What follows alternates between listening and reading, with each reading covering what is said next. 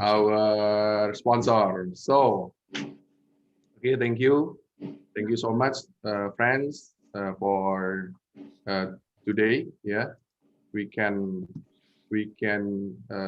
join in Startup Huddle Jakarta. And first, let me introduce Impactner Business School. Is a startup business school that as our sponsor. Okay, our sponsor for the Startup Huddle. So our passion is we make a great impact with our ideas. Okay, so this is guys behind the Impactner. So there is me as a startup coach, and my name is Edi Wiharja, and my partner is Dr. Pimpin Baktiar, and we as a duo founder from Impactner, and also we connect to each other, and we give value to each other because I'm from the startup industry, and Dr. Pimpin is in education industry. So Impactner is startup school.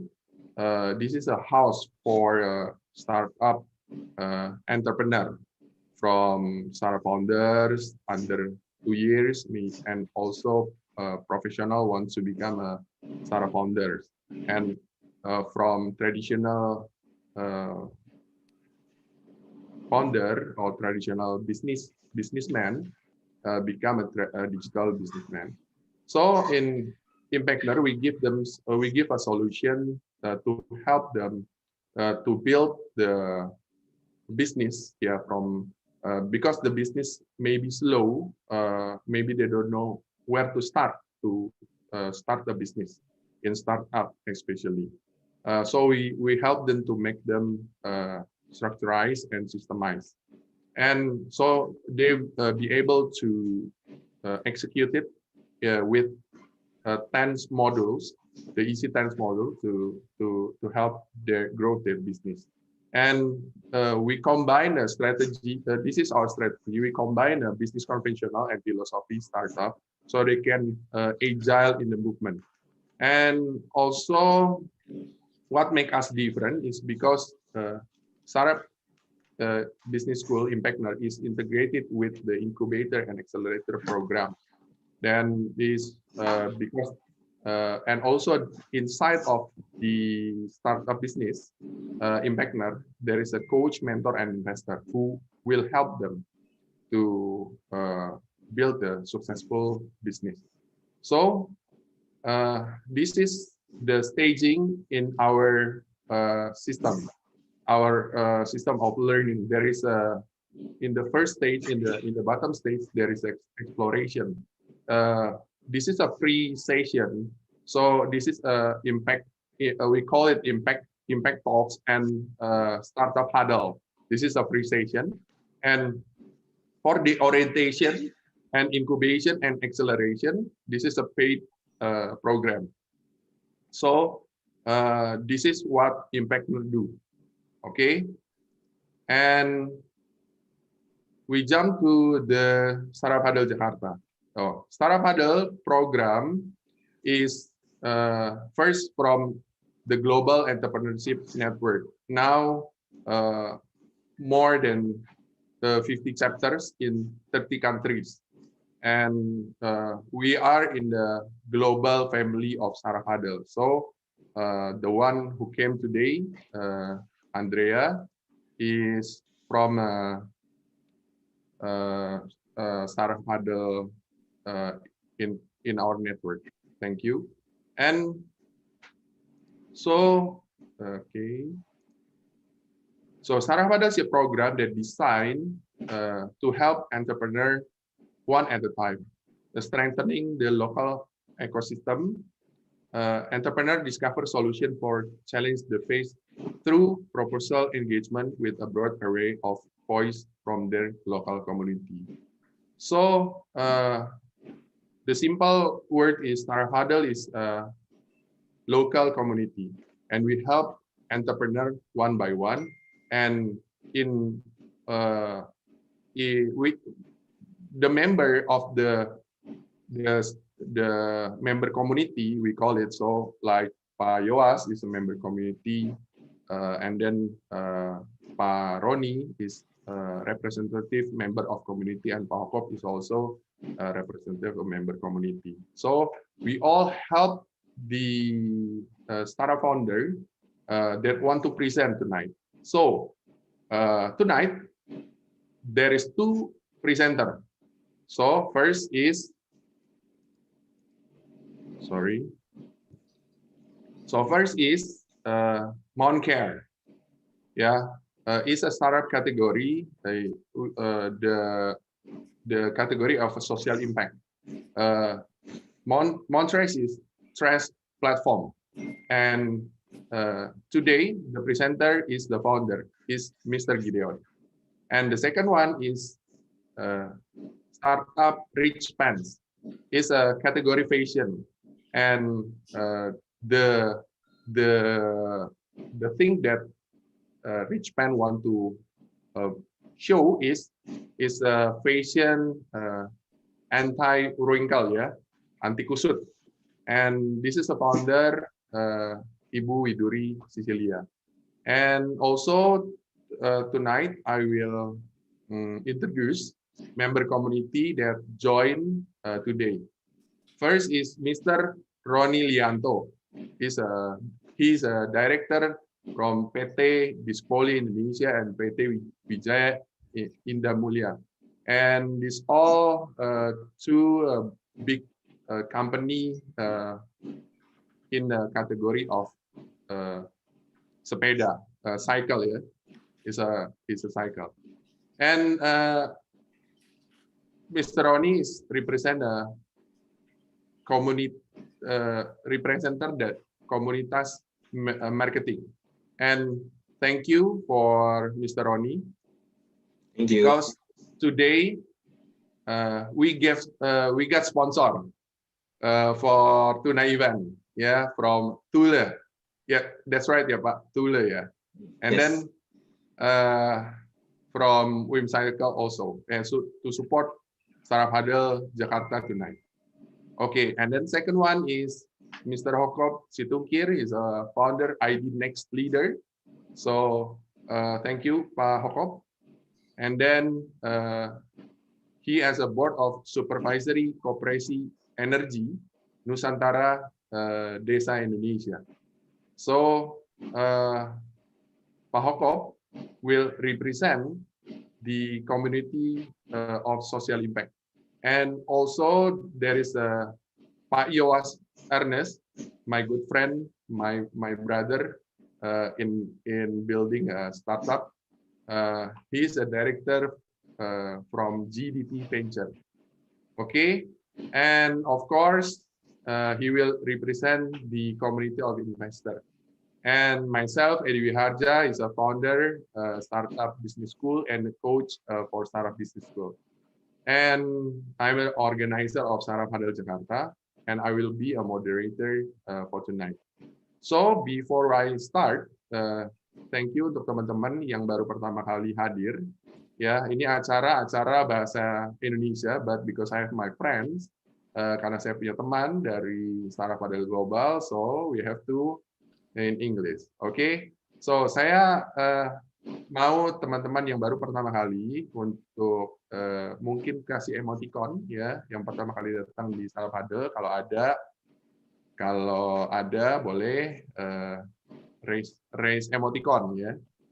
But kalau tidak ada, ya welcome untuk kita semua yang sudah selama ini bersama-sama dengan kita mengikuti Startup Huddle di setiap bulannya, ya. So let me share about Startup Huddle format. Startup Huddle format is consistent in each location. Yeah, before the pandemic, we do this offline. Because this pandemic, we do it virtual. And then, if in the local, if in the offline, the place is always the same. So if the pandemic is over, and then other friends want to, as an organizer of Saraf Hadal, maybe in Bandung, maybe in Surabaya, just let me know, and I will connect to the Saraf Hadal Global. Okay, and this is the rundown, global rundown for tonight's event. So presenter will present 6 minutes. Okay, and then there is a question and answer. It's about 17 or until 20 minutes that the member of community or panelists give a feedback and give their thought for give the insight for the startup to present. And we are lucky today because all the presenter will be share a little bit experience about their field, yeah, their expertise in their industry. So we can learn from today is from both sides, from the presenter about the business idea and from the panelists, because they will share their knowledge and their experience, but only 5 minutes. And then, okay, if you think Startup Hadal is a good program, help us to spread the word. So the most important things for us, our success metric is we can be called as success program if we can help the presenter who present tonight, not only from the session, but after the session. So our goal is focus with the presenter. And if you want to join us as a presenter, this is the link, yeah, startuphadaljakarta.com/erect. You can fill that form about your business idea. Okay, and thank you for today. And the presenter will present in the next minute.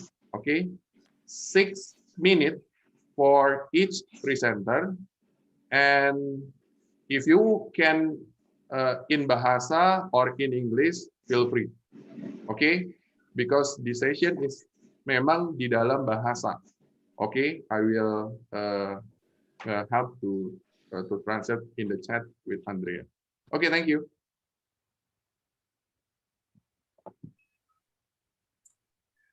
Oke, baik. Saat ini kita akan mulai dengan Pak Gideon dulu. Saya akan bantu untuk share-nya. Sebentar ya.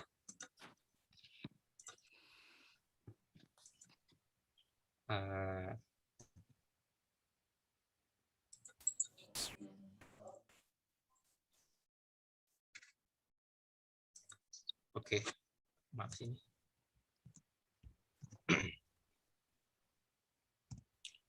Oke, di sini saya akan sekaligus memberikan timer juga. Di sini saya akan membantu juga untuk Pak Gideon untuk next ya. Nanti Pak Gideon tinggal katakan next, dan timer itu akan dimulai setelah Pak Gideon mengucapkan kata pertama dalam mulai pitching ini. Silakan Pak Gideon. Tes dulu, suara saya dengar jelas Pak Yosa? Oke, jelas, mantap. Oke. Ya. Selamat malam Coach Edi, selamat malam Pak Roni, selamat malam Pak Yoas, selamat malam Pak Okop. Oke. Salam perkenalan, saya Gideon Wijaya Ketaren. Saya mencoba membangun berbagi ide tentang penanganan sampah yang saya sebut dengan konsep revolusi mental penanganan sampah di Indonesia. Saya mendirikan PT Montras dengan tagline bersih pasti untung. Lanjut. Montras Avatar Indonesia berdiri Mei 2019, kemudian ada di 10 kota. Saat ini per Februari 2021 kami berhasil menyelamatkan 8 juta piece botol yang tidak masuk ke lautan. Ada 25.000 user sekarang di Montras, kemudian 300 recycling partner, kemudian kami berkeinginan menjadi platform terbesar di dunia untuk penanganan sampah dengan kolaborasi, inovasi, dan partisipasi yang kami lakukan. Lanjut. Branding kami, logo kami gunung, segitiga.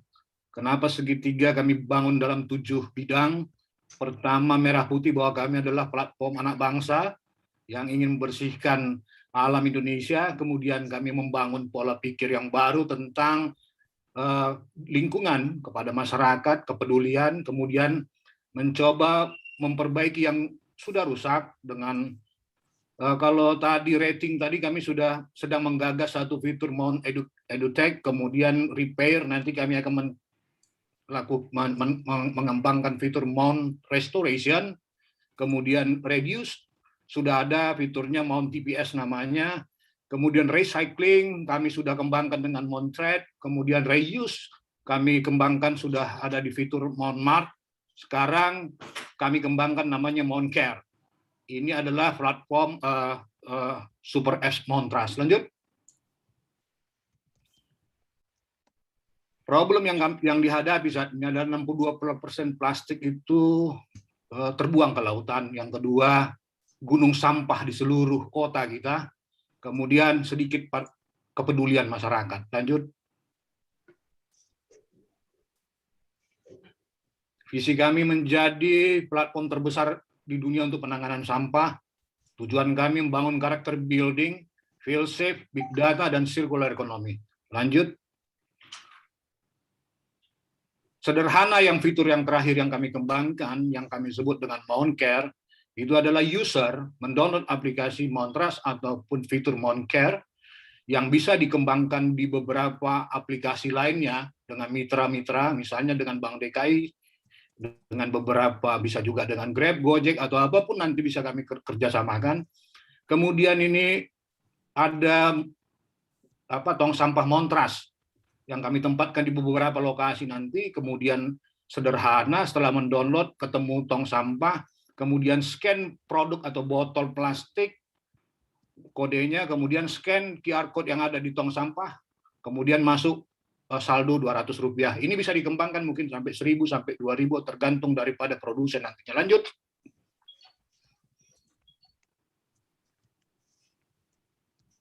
SWOT analisisnya adalah ini UI UX Montras sederhana, masih perlu banyak pengembangan. Nanti kita akan kembangkan lebih lanjut. Ini contoh QR code di minuman, kemudian QR code di tong, dan selanjutnya adalah SWOT analysis daripada Pertama, ada 10 kota, kami memiliki hubungan yang baik dengan pemerintah. Kemudian weakness-nya adalah kapital kami yang minim, kemudian partner yang masih belum banyak dengan 270 juta penduduk Indonesia belum sebanding, kemudian IT team yang masih sedikit, kemudian opportunity-nya adalah bisa efisien, efektif, funny, kolaboratif, kemudian persoalannya ini gampang diduplicate. Lanjut.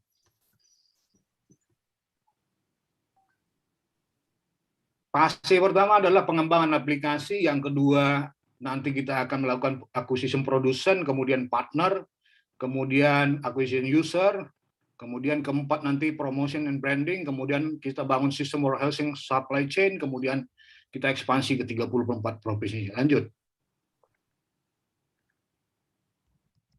Target kami 2025 50 juta user. Caranya kami bangun dengan 4 lini.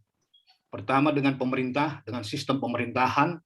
Yang kedua kami dengan university atau dunia pendidikan. Yang ketiga kami dengan perumahan building. Keempat melalui fasilitas umum. Lanjut. Financial projection kami butuh kira-kira 8,9 miliar. Kemudian di tahun pertama kami yakin dan percaya bisa menghasilkan 7,3 miliar, masih minus sekitar 1, sekian miliar, tapi akan kembali di tahun kedua. Lanjut. Projection kami, valuasi ke depan adalah menuju 2025 10 billion. Itu target kami yang akan kami kerjakan.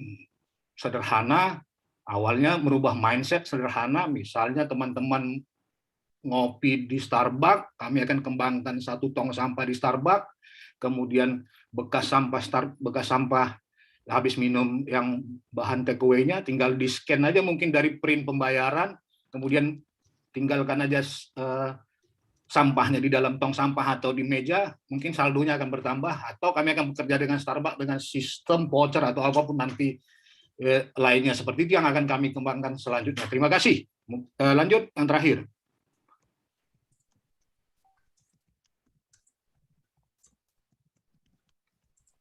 Ini klien kami yang sudah kami kembangkan di sini di IPB University dan di Masjid Istiqlal, kemudian di Universitas Pamulang, UKI, dan beberapa tempat lainnya sudah kami kembangkan.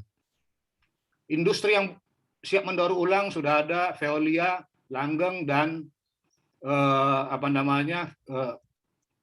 Tridiosis. Kami juga sudah bekerja sama dengan Dinas Lingkungan Hidup DKI Jakarta. Lanjut. Lanjut. Oke. Ini kami yang memiliki ide berdua dengan sistem scan ini adalah partner saya Roni Sinaga dari Informatika ITB, saya sendiri Gideon Wijaya dari Fakultas Peternakan IPB. Lanjut. Terima kasih, selamat malam. Oke. Baik. Silakan Coach Hedi untuk memandu nanti panelis. Okay. First, Pak Roni, you can start to ask the question first. Okay. Okay. My question is okay. I already read your website and then your business platform. So I agree with you because when you we call sampah, we call this is not only sampah, not only plastic, but develop character, building character. So this is good vision and which is for environment is also good. But looks like a lot of startup company lack of the how to monetize step by step. I already hear about a lot of startup company have a big dream, but how to explore monetize one by one. So I want to know more about it. And then second, when we have a plan, we have a dream to be a global company. So start with how to open city by city, and then how to be profitable city by city. Of course, when we the goal is when some next time angel investor come and then value of the company become big, it's okay. But how to monetize it? So because this is important for the angel investor too. Thank you. Pak Gideon bisa dalam bahasa ya. Langsung tanggapi? Yes. Okay. Sederhana monetizing-nya. Udah 2 tahun saya jalani aplikasi Montras ini. Di 2 tahun ini akhirnya saya menemukan cara monetizing yang paling strategis. Pertama adalah saya membangun komunikasi dengan building apartemen. Saya hari ini sudah mendapatkan 10 apartemen yang akan bekerja sama. Dia akan membayar sama saya 2,5 juta biaya restribusi tiap bulan, tapi sampahnya semua sama saya. Dan saya sedang bernegosiasi supaya semua kamar atau tenan menggunakan aplikasi Montras atau Moncare untuk dia bisa monetizing sampah, dia masukkan ke dalam tong-tong sampah yang ada di apartemen yang sudah memiliki barcode. Itu pertama monetizing-nya. Pertama kami mendapatkan semacam biaya administrasi untuk satu building. Yang kedua kami mendapatkan branding. Di tong sampah itu akan kami tempatkan logo-logo yang menjadi mitra. Satu mitra kami akan kolek kira-kira 1 juta rupiah per tong sampah per tahun. Kalau misalnya dapat 10 ya 10 juta kita dapat per tahun per tong sampah. Yang kemudian itu ada di berapa lokasi. Kalau seandainya itu target kami 2025 itu ada di 1 juta lokasi ya sangat lumayan itu bagi kami 10 juta kali 20 kali 21 juta lokasi ya sangat memungkinkan bagi kami. Yang ketiga monetizing-nya adalah sampahnya kami dapat gratis. Kenapa? Ya, sampah kami dapat gratis karena apa? Yang 200 perak tadi itu semua dibayar oleh produsen.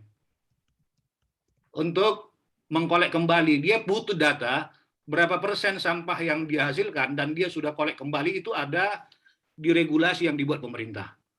Itu dikeluarkan nanti tahun 2022 mereka harus melakukannya.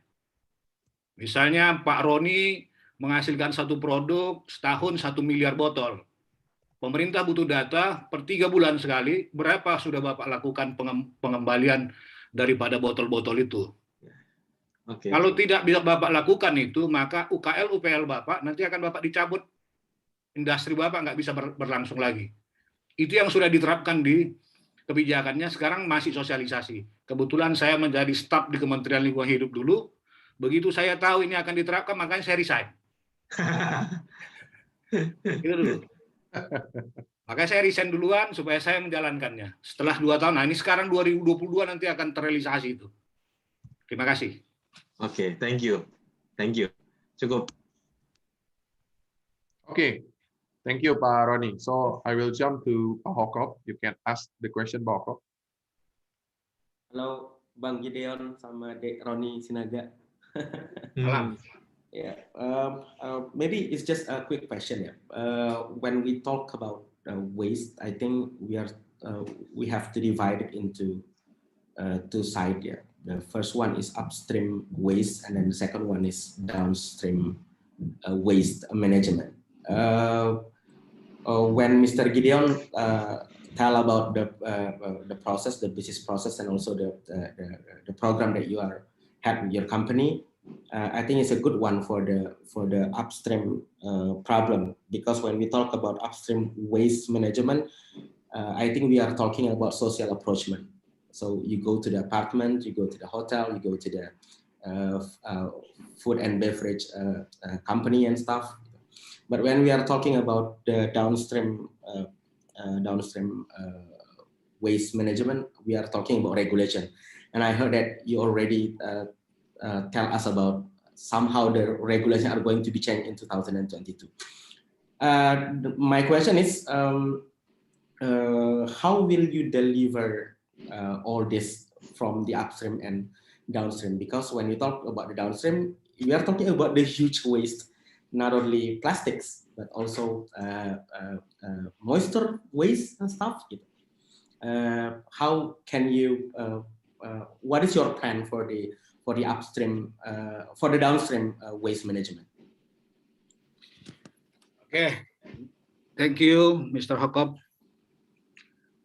Dulu saya pernah menjadi staf khusus kepala BKPM. 2014 itu tender kira-kira 20 sampai 25 perusahaan untuk membangun pembangkit listrik tenaga sampah. Dari 20 itu saya evaluasi. Saya bilang, kemungkinan satu pun ini nggak akan ada yang jalan. Nah, bos saya, Franky Sibarani, panggil saya, kenapa kau bilang nggak jalan? Saya 10 tahun di dunia lingkungan. Saya pelajari sistem di Indonesia ini, bagaimana electricity bisa dibangun di situ, pembangkit listrik bisa dibangun di situ, kalau sampahnya 80% air. 80% moisture. Mau berapa triliun untuk mengeringkannya atau membuat dia menjadi raw material yang bisa di-burning. Suatu hari saya mendapat kabar bahwa Pak Gubernur Jawa Barat berangkat sama wali kota Bogor ke Inggris mencari investor. Saya bilang pasti mereka pulang tangan kosong. Begitu sampai di sana, saya dapat kabar dari kawan-kawan BKPM London, bilang, Bang, mereka pulang tangan kosong. Kenapa? Saya bilang, nggak ada yang bisa menjamin moisturnya di bawah 15%. Right. Ya, kalau berani dia membuat jaminan itu, maka triliunan uang masuk dari Inggris. Lalu dari situ saya sebenarnya udah berpikir waktu itu, cuman karena saya masih belajar di birokrasi, staf mencari informasi, sampai saya akhirnya ke lingkungan hidup, saya mendapat satu persoalan. Masyarakat kita harus diedukasi, fasilitas waste management harus diperbaiki, maka kita akan baru bisa mengatasi persampahan ini dengan sistem yang sempurna sehingga bisa ada pembangkit listrik di beberapa kota. Teman-teman saya juga sudah bangun pembangkit listrik tenaga sampah di misalnya untuk kawasan industri. Udah telepon saya, sistem minta tolong sama saya bagaimana sistem transportasi, delivery, sistem supply chain-nya ini supaya bisa efisien. Malah saya dikasih tawaran ini ada 650.000 ton, 600.000 rupiah per ton untuk tipping fee, sama kaulah ini semua kata dari pemerintah. Tapi kok bisa kirim ke saya dengan moisture 15%. Ini yang menarik, makanya saya bangun Montras ini dari hole to hole kayak main golf dia kan, dari ya jaring-jaring laba-laba ini harus dibangun dia pelan-pelan. Sentralnya saya tidak main karena ini adalah kita 4.0, kita nggak main lagi di dunia pelapak. Udah saya buat namanya aplikasi Montres yang ke pelapak, itu namanya Montrade. Jadi trading antara pelapak dengan pelapak, kemudian jual beli itu udah berjalan. Tapi nggak bersih negara ini kalau itu. Jadi saya membangun konsep setiap building itu memiliki pengelolaan sampah yang bisa dipilih antara yang basah dengan yang kering. Karena saya melihat kalau ini beraktivitas kembali 2025 menurut WHO udah prediksi 2025 kita baru bisa ketemu ini. Ya kan? Berarti sampah akan ada di building. Tetapi menjelang 2025 ini saya akan bangun jaringan itu, ketika semua di building sudah bisa kering dia didapat, maka bisa tinggal langsung kirim ke Bantar Gebang. Bantar Gebang nggak jalan untuk memakai listrik tenaga sampahnya itu, bangunan BPBD itu. Kenapa? Pak Gideon, jawabnya singkat, padat, dan jelas. Karena jadi bagaimana caranya saya akan membangun jaringan itu. Jaringan pengepulan itu saya bangun, tapi yang lebih modern dengan building ke building, karena building pasti akan mau keluar duit. So Get the point. So you manage waste from the end customer. So educate them to recycle waste, and then water waste, so you can clear it and then you can deliver to manage. Yes. Yang benar itu Pak Ahok dulu udah dikeluarkan aturan pengelolaan secara mandiri untuk building, tapi sekarang dicampur lagi. Kalau itu jalan dulu mungkin Montras sudah langsung terbang.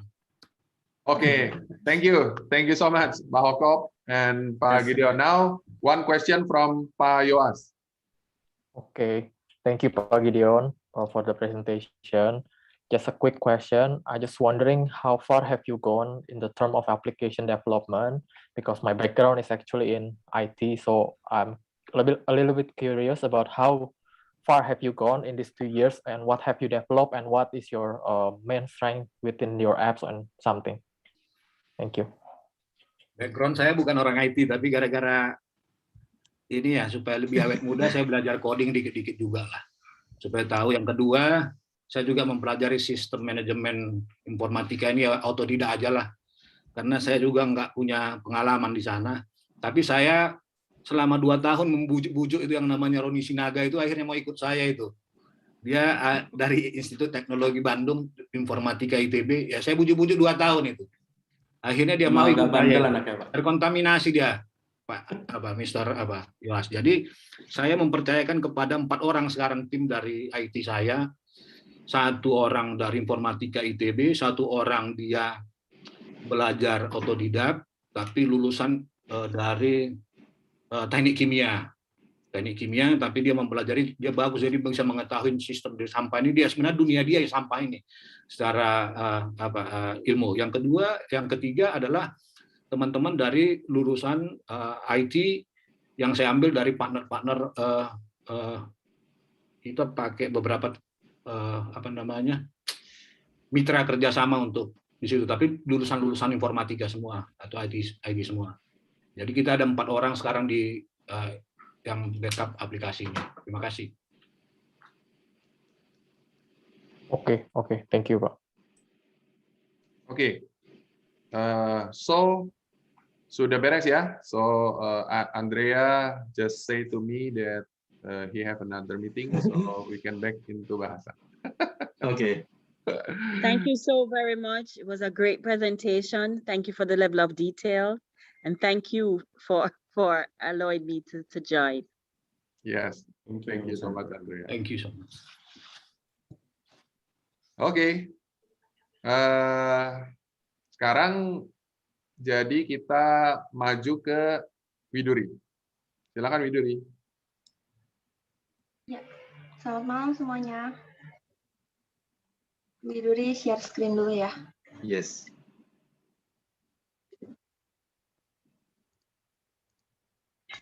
Jangan pakai bahasa Mandarin ya, Widuri. Nggak bisa, Pak. Bisa aja bahasa Sunda. Oke, 6 menit ya, Widuri. Ya. Mulai ya. Selamat malam Bapak Ibu sekalian. Perkenalkan, saya Widuri dari richpants.id. Richpants.id sendiri merupakan perusahaan yang bergerak di bidang fashion wanita yang berjalan sejak tahun 2020. Kenapa kami memilih untuk bergerak di bidang fashion? Yang pertama, fashion merupakan satu dari 3 kebutuhan pokoknya manusia, sehingga memiliki pangsa pasar yang besar. Yang kedua, adanya tren di fashion, terutama fashion wanita, sehingga akan ada permintaan terus-menerus dari pasar. Nah, berikut contoh tren yang berjalan di 1 tahun terakhir di fashion wanita.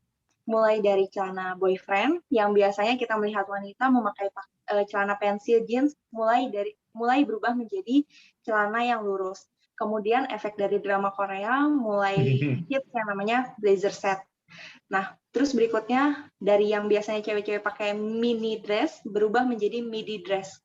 Dan ada perubahan warna yang ngetrend mulai dari lilac, sage green, nude, dan sebagainya. Dan yang terakhir ngehits adalah knitwear. Nah, di sini bisa dilihat bahwa fashion itu nggak pernah mati, akan ada terus-menerus dan selalu berubah. Nah, pangsa pasar dari Richpants sendiri merupakan wanita karir berusia 20 sampai dengan 35 tahun yang memakai pakaian casual ke kantor. Dan tentunya memiliki kesibukan. Kenapa sibuk ini menjadi satu kata yang penting bagi Richpants? Karena ini adalah satu problem yang ingin kami berikan painkillernya. Kalau dilihat di sini, 17 menit di pagi hari. Apa sih yang Bapak Ibu pikirkan? Mungkin bakal kepikiran, 17 menit pagi hari waktunya untuk ngopi, atau mungkin untuk berdoa. Menurut survei dari Marks & Spencer, 17 menit di pagi hari dihabiskan wanita untuk memilih pakaiannya. Kenapa bisa selama itu? Karena kita harus memilih pakaian untuk di mix and match, dan yang cukup memakan waktu adalah merapikan pakaiannya agar terlihat lebih rapi atau disetrika.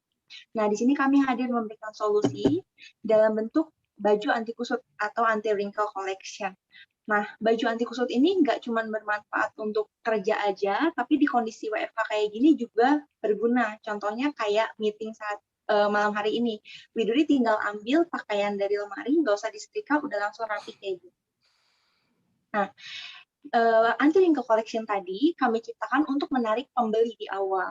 Nah, pembeli ini akan kami convert menjadi customer dengan cara apa? Yang pertama, kami berikan beda dari produk kami. Yang kedua, kami berikan plus one expectation. Apa itu plus one expectation? Ketika seseorang membeli baju, mereka mengharapkan dapat baju. Tapi kami kasih lebih dari itu. Kami punya tema-tema bulanan yang kami ubah menjadi merchandise. Jadi setiap orang membeli baju dari Richpants, mereka bakal dapat merchandise berupa tema-tema bulanannya kami, sehingga tema bulanannya lebih dirasakan sama mereka. Nah, kenapa berbeda ini menjadi sesuatu yang penting bagi Richpants? Dalam perjalanan penjualan kami, di bulan Agustus sampai Oktober 2020, kami hanya menjual celana kerja biasa, dan tidak menjual lebih dari 100 pieces per bulannya. Namun ketika di bulan November, kami melakukan perubahan, merubah pangsa pasar kami, cara berjualan kami sampai produk kami mendapatkan kenaikan penjualan yang cukup tajam.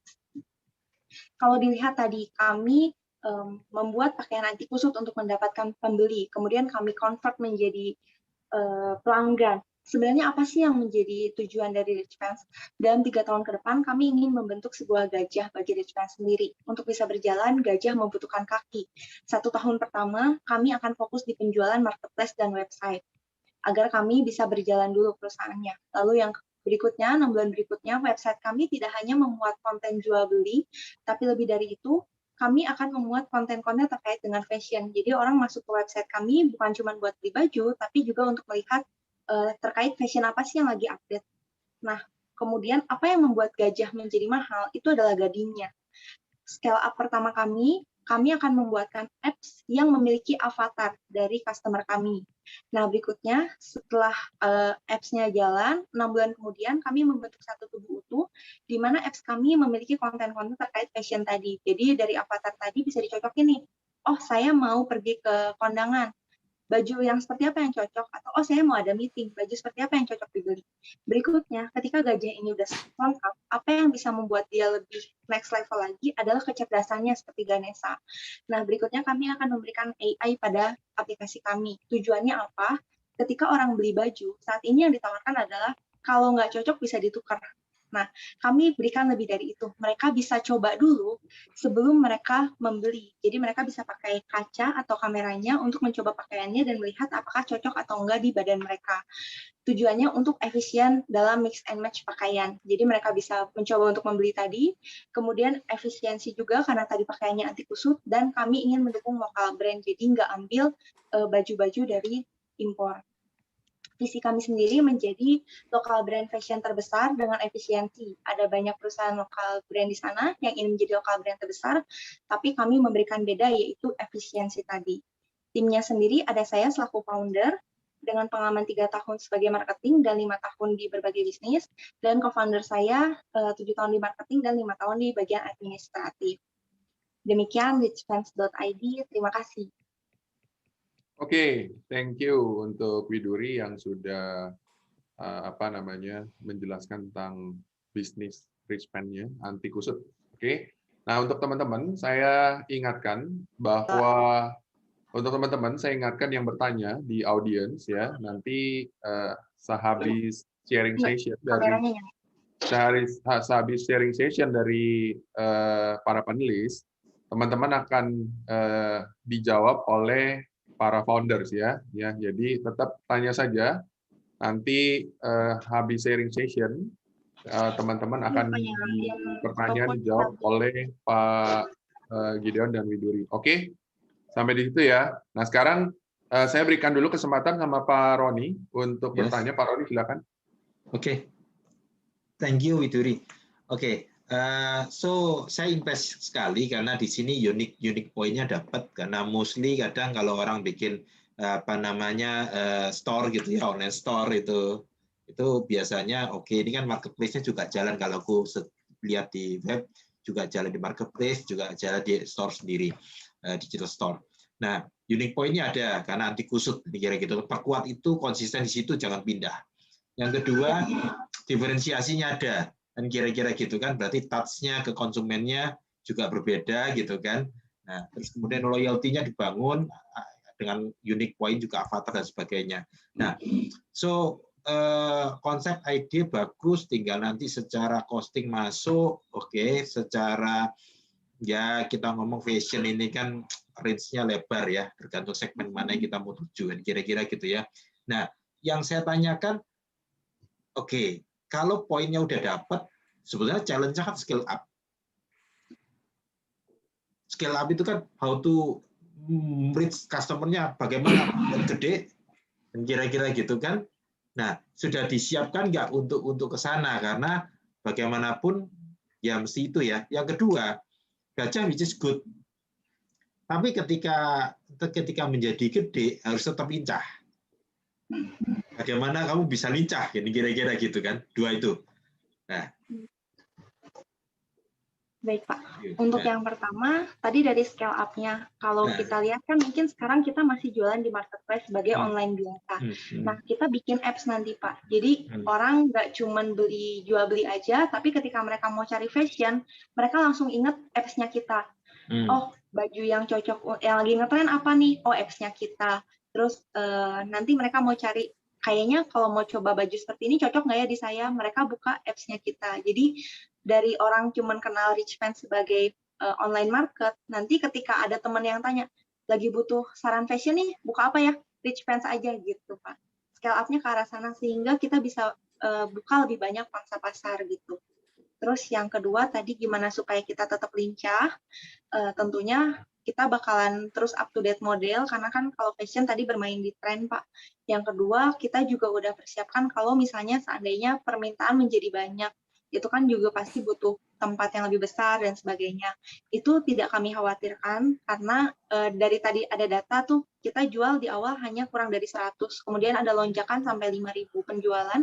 Itu kami siap, karena apa? Karena kami di kota Bandung, salah satu pusat konveksi, iya, produksi dan sebagainya, kami bisa handle gitu, Pak. Ya. Ini challenge-nya IT-nya ini kayaknya mestinya. Betul. Ya. IT-nya kebetulan sebenarnya suami kan IT juga, Pak. Jadi kemarin sebelum bikin roadmap ini ada diskusi juga. Ini bagusnya berapa lama gitu. Oke, sip. Ya, itu aja yang perlu di-prepare. Thank you.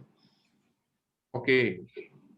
Untuk Pak Hokom, kira-kira apa yang mau ditanya, Pak? Silakan, Pak. Ya. Agak sedikit mind blowing, agak shocking. Pertama itu ternyata surveinya 17 menit wanita milih baju. Kalau saya kebetulan seperti itu juga tiap pagi. Jadi saya tadi sempat shock itu, wah ternyata saya kayak perempuan juga nih. Mungkin perempuan 17, saya 20 menit. The mind blowing things is I think yang tadi dijelasin sama Widuri itu mencoba dari buyer ke customer, mungkin nanti at the end-nya itu loyal customer ya. Ini problem yang sering didapatin sama teman-teman yang main di F&B, food and beverage, itu banyak sekali kesusahan dari buyer ke menjadi loyal customer. Terus kemudian yang mind blowing tadi ternyata sudah menyentuh ke arah artificial intelligence. So I think person nggak perlu capek-capek coba-coba baju, tapi tinggal gini-gini mungkin di layar handphone, tiba-tiba bajunya udah ada.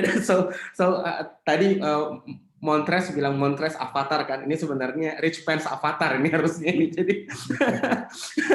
Jadi harusnya itu tadi biasanya di Indonesia itu kan sekarang yang lagi kompleks itu kan lagi tenar itu kan facial face recognition ya. Mungkin saya lihat ini udah facial recognition ya. Jadi I think it's good. Tapi yang jadi bikin saya penasaran Widuri adalah what is actually rumusnya ya?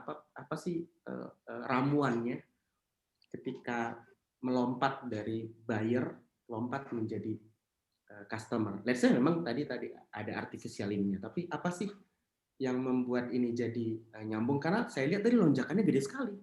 Ketika jadi buyer aja dan tiba-tiba dikasih fasilitas seperti ini, ternyata lompatnya jauh banget. Tapi apa ya ramuannya ya?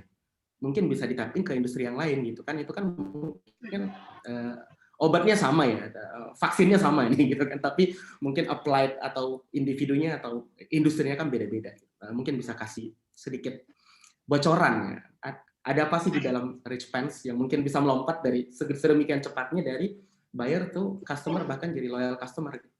What have you done in it? Gitu, the process actually. Ya, yang pertama sih pasti karena kami mainnya di dunia fashion, kita benar-benar ngeliatin Indonesia itu kan arahnya ke Korea, Pak. Jadi mau nggak mau kita harus update ini baju-baju Korea yang lagi update. Itu satu. Yang kedua, ketika mereka tadi yang bercerita waktu dapat beli baju, mereka pasti ngarepin dapatnya baju. Nah, kita tuh punya tema bulanan. Contohnya bulan ini tema kami adalah Hope Collection. Jadi semuanya bertemakan harapan, mulai dari video, terus quotes semuanya bertemakan harapan. Jadi buat wanita-wanita yang kayak apalagi di tengah kondisi sekarang ya Pak, kayaknya aduh udah jenuh banget, udah capek banget kena PHK dan sebagainya. Kami kasih hope baru di situ. Nah, hope ini nggak cuma didapetin dalam bentuk video tadi, tapi dapat juga dalam bentuk gift, souvenir, dan sebagainya. Yang akhirnya yang udah tadi share, mereka tuh share lagi di sosial media. Yang mereka share tuh bukan cuma bajunya, tapi si gift-nya ini gitu. Jadi karena mereka merasa, kok dapat sesuatu yang lebih ya di situ. Mereka share itu, jadinya yang notice produk kami lebih luas lagi. Nah, yang kedua, mereka banyak yang nanya, koleksi berikutnya kapan? Apa nih koleksi berikutnya gitu. Jadi itu yang membuat mereka akhirnya jadi loyal customer karena nungguin terus nih, next collection apa lagi gitu. Oke, berarti mungkin sedikit-sedikit aja, apa namanya? Berarti ini layer pertama masih membuat si customer atau buyernya itu membeli karena merasa kecocokan dengan fashion yang ada, dengan trending yang ada, dan you facilitate it. Tapi mungkin belum sampai ke arah ini ya, belum sampai ke arah bahan ya. Bahkan belum sampai mengarah bahan aja, buyer ke menjadi customer itu lumayan meledak ya, apalagi kalau nanti udah melangkah ke bahan ya, gitu ya kira-kira ya, Widuri. Betul Pak. Oke, silakan Pak Yowas. Oke, thank you Widuri buat presentasinya. Saya justru menyoroti sesuatu yang menarik tadi di presentasi. Entah di bulan Februari atau apa itu ada dropping dari sales. Itu kenapa gitu? Karena kalau kita melihat dari startup, kita ekspektasinya adalah growing-nya naik terus gitu. Turun pun harusnya jangan banyak-banyak lah, mungkin pandemi. Tadi saya pikir itu lagi pandemi, ternyata nggak juga tuh naik pas pandemi gitu. Kok ini tiba-tiba turun gitu. Jadi what happened? Satu. Yang kedua adalah saya agak mungkin kalau dari sisi investor biasanya saya suka menyoroti hal yang nggak klop gitu ya. Itu adalah dari masalah problem dengan solution sih. Jadi karena problemnya lebih ke cewek milih baju. Kalau saya melihat sekitar saya kayaknya walaupun ada apps pun sepertinya perempuan juga pasti bikin baju juga pasti lama. Walaupun mereka tetap bisa milih gitu ya. Jadi menurut saya solution itu entah gimana mungkin harus lebih hati-hati aja sih gitu. Dan pertanyaannya mungkin lebih ke gimana buat antisipasi karena kalau saya lihat saat ini sangat mengandalkan satu jenis produk yang mungkin di pasar belum terlalu banyak yaitu anti kusut, anti wrinkle. Tapi sebenarnya di fashion cowok pun itu sudah hal yang lagi booming juga, celana anti wrinkle cowok mulai banyak dan sooner or later hal ini jadi common gitu. Gimana cara Widuri buat anticipate itu supaya bisa terus scale up dan naik gitu aja. Baik Pak. Terima kasih Pak. Untuk yang pertama tadi ada lonjakan penjualan di bulan Maret, kemudian turun, itu kenapa? Karena efek lebaran Pak. Jadi kalau di dunia fashion itu akan ada 2 lonjakan penjualan di akhir tahun sama di lebaran.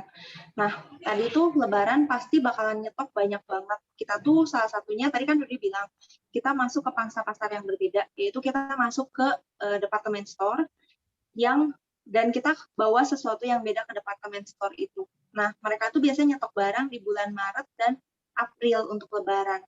Dan emang puncaknya pasti di bulan Maret. Bulan Maret mereka stok, habis itu mereka mulai turun. Karena kan siapin buat penjualan dulu, sampai Mei penjualan baru mereka jalan lagi. Gitu. Itu yang pertama. Yang kedua, kalau misalnya tadi solusinya kenapa berbeda dengan masalahnya, setelah Widuri survei ke anak-anak kantor sih sebenarnya awalnya sama di beberapa kelas Widuri tanya orang-orang juga apa yang bikin cewek itu lama di pagi hari milih baju, bukan cuma mix and match-nya, tapi mereka harus setrikanya. Yang ujung-ujungnya mereka pilih baju yang nggak disetrika. Jadi kalau kita lihat orang kantor biasanya pakai bajunya itu aja, padahal di lemari mereka banyak banget baju tuh. Karena itu sisanya tuh harus kusut gitu, harus mereka setrika dulu dan sebagainya. Itu yang akhirnya kami berikan solusi anti wrinkle. Dan gimana supaya kami bertahan tadi? Satu, tadi kalau udah dicerita, anti wrinkle ini kami manfaatkan untuk dapetin pembeli dulu. Jadi next-nya yang kami kembangkan bukan cuma anti wrinkle-nya saja, tapi ada di diferensiasi dan plus one expectation-nya tadi, Pak. Gitu. Jadi ketika pembeli udah banyak, mereka share terus, pangsa pasar makin besar, kita main terus di situ.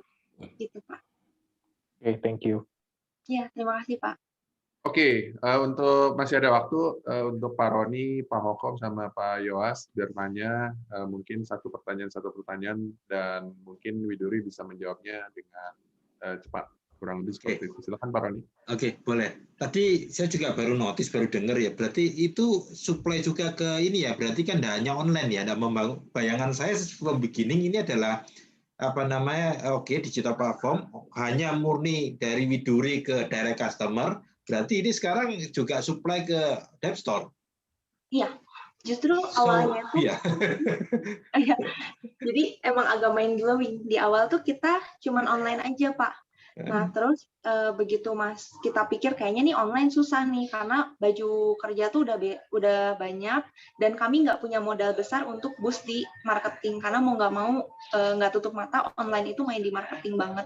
Akhirnya kita cari tadi gimana caranya supaya kita bisa jalan. Kita masuk ke department store, yang department store ini punya satu kekurangan dari pangsa pasarnya. Nah, kita masukin di situ. Aku nggak bisa ceritain karena ini agak kritis. Ya, ada agreement ya. Kita masuk dan kita kasih mereka solusi yang beda, yang biasa dikasih sama supplier lain. Nah, di situ mulai dari yang mereka cuman ordernya sedikit, sekarang tuh mereka hampir semua produk di department store itu pakai produknya kita. Nah, dari situ kita punya modal lebih, barulah kita mulai boomingin di online store sekarang gitu, Pak. Oke. Di Dev Store tersebut pakai brandmu atau brandnya dia? Brandku. Oke, this good point. Tapi sebetulnya future value bisnismu bukan Dev Store. Future value bisnismu adalah your own customer. Dan ketika kamu masukkan pelonjakan naik itu karena Dev Store, itu malah jang ya.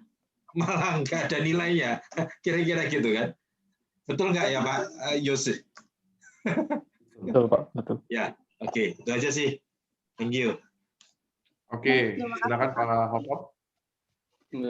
Saya nggak ada pertanyaan lagi sebenarnya, cuman agak kecewa tadi katanya tuh Widuri ternyata sudah menikah ya.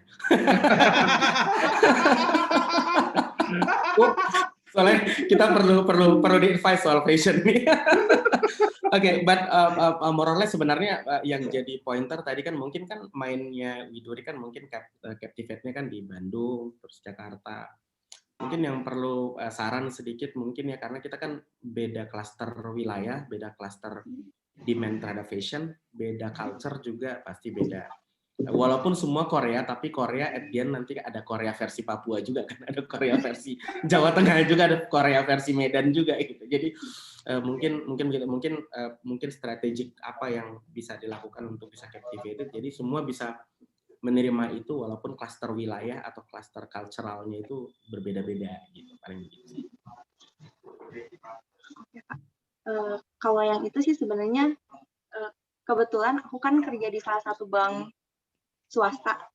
Nah, jadi koneksinya lumayan di pulau-pulau lain juga tuh Pak.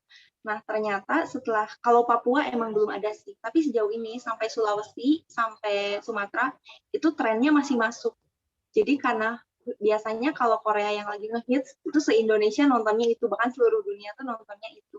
Jadi kalau untuk tren sebenarnya masih masuk, mungkin nggak masuknya lebih ke bagian kalau udah menyangkut agama. Karena kan misalnya Widuri masuknya bajunya yang segini, nah sedangkan untuk mungkin yang lagi yang Muslim nggak bisa pakai yang segini gitu, lebih menyangkut ke sana sih. Jadi untuk beberapa daerah kayak Aceh kayak gitu kita nggak bisa masuk. Karena produknya masih sulit untuk branding terlalu luas gitu Pak. Oke. Untuk Pak Yos ada Pak? Kalau saya sedikit wondering aja, kalau dari Richpants sendiri sebetulnya secara style atau jenis bajunya itu sebetulnya originally dari Richpants atau gimana? Atau adopt dari style apa terus langsung di-adopt aja atau memang punya fashion stylist sendiri atau gimana? Sebenarnya nge-adopt dari tadi yang tren-tren Korea itu, tapi kita modifikasi lagi Pak. Mulai dari bahan sampai bentuk tubuh. Karena kan kalau Korea tuh badannya lurus-lurus kan ya Pak. Sedangkan Indonesia rata-rata kayak begini. It's actually not body shaming ya. It's actually not body shaming. Kita tit gitu ya. Tetap kita modif. I see. Oke, thank you. Oke, thank you untuk Widuri dengan presentasi Richpants-nya, ya ini menarik sekali. Dan kita senang sekali nih untuk Widuri sama Pak Gideon. Tapi tunggu ya, kita hold dulu untuk Pak Widuri, Widuri sama Pak Gideon untuk nanti pertanyaan-pertanyaan dari teman-teman yang ada di room ya. Tapi sekarang kita akan masuk di dalam sesi dari sharing oleh para panelis ataupun representatif member community. Nah, yang sekarang akan mulai yaitu Pak Roni Lianto. Di awal sudah disampaikan bahwa beliau adalah direktur dari 2 perusahaan yang bergerak di bidang sepeda, kurang lebih begitu ya. Nah, Pak Roni mungkin bisa share, ini your time, Pak. Silakan, Pak. Oke, aku share ya. Sorry.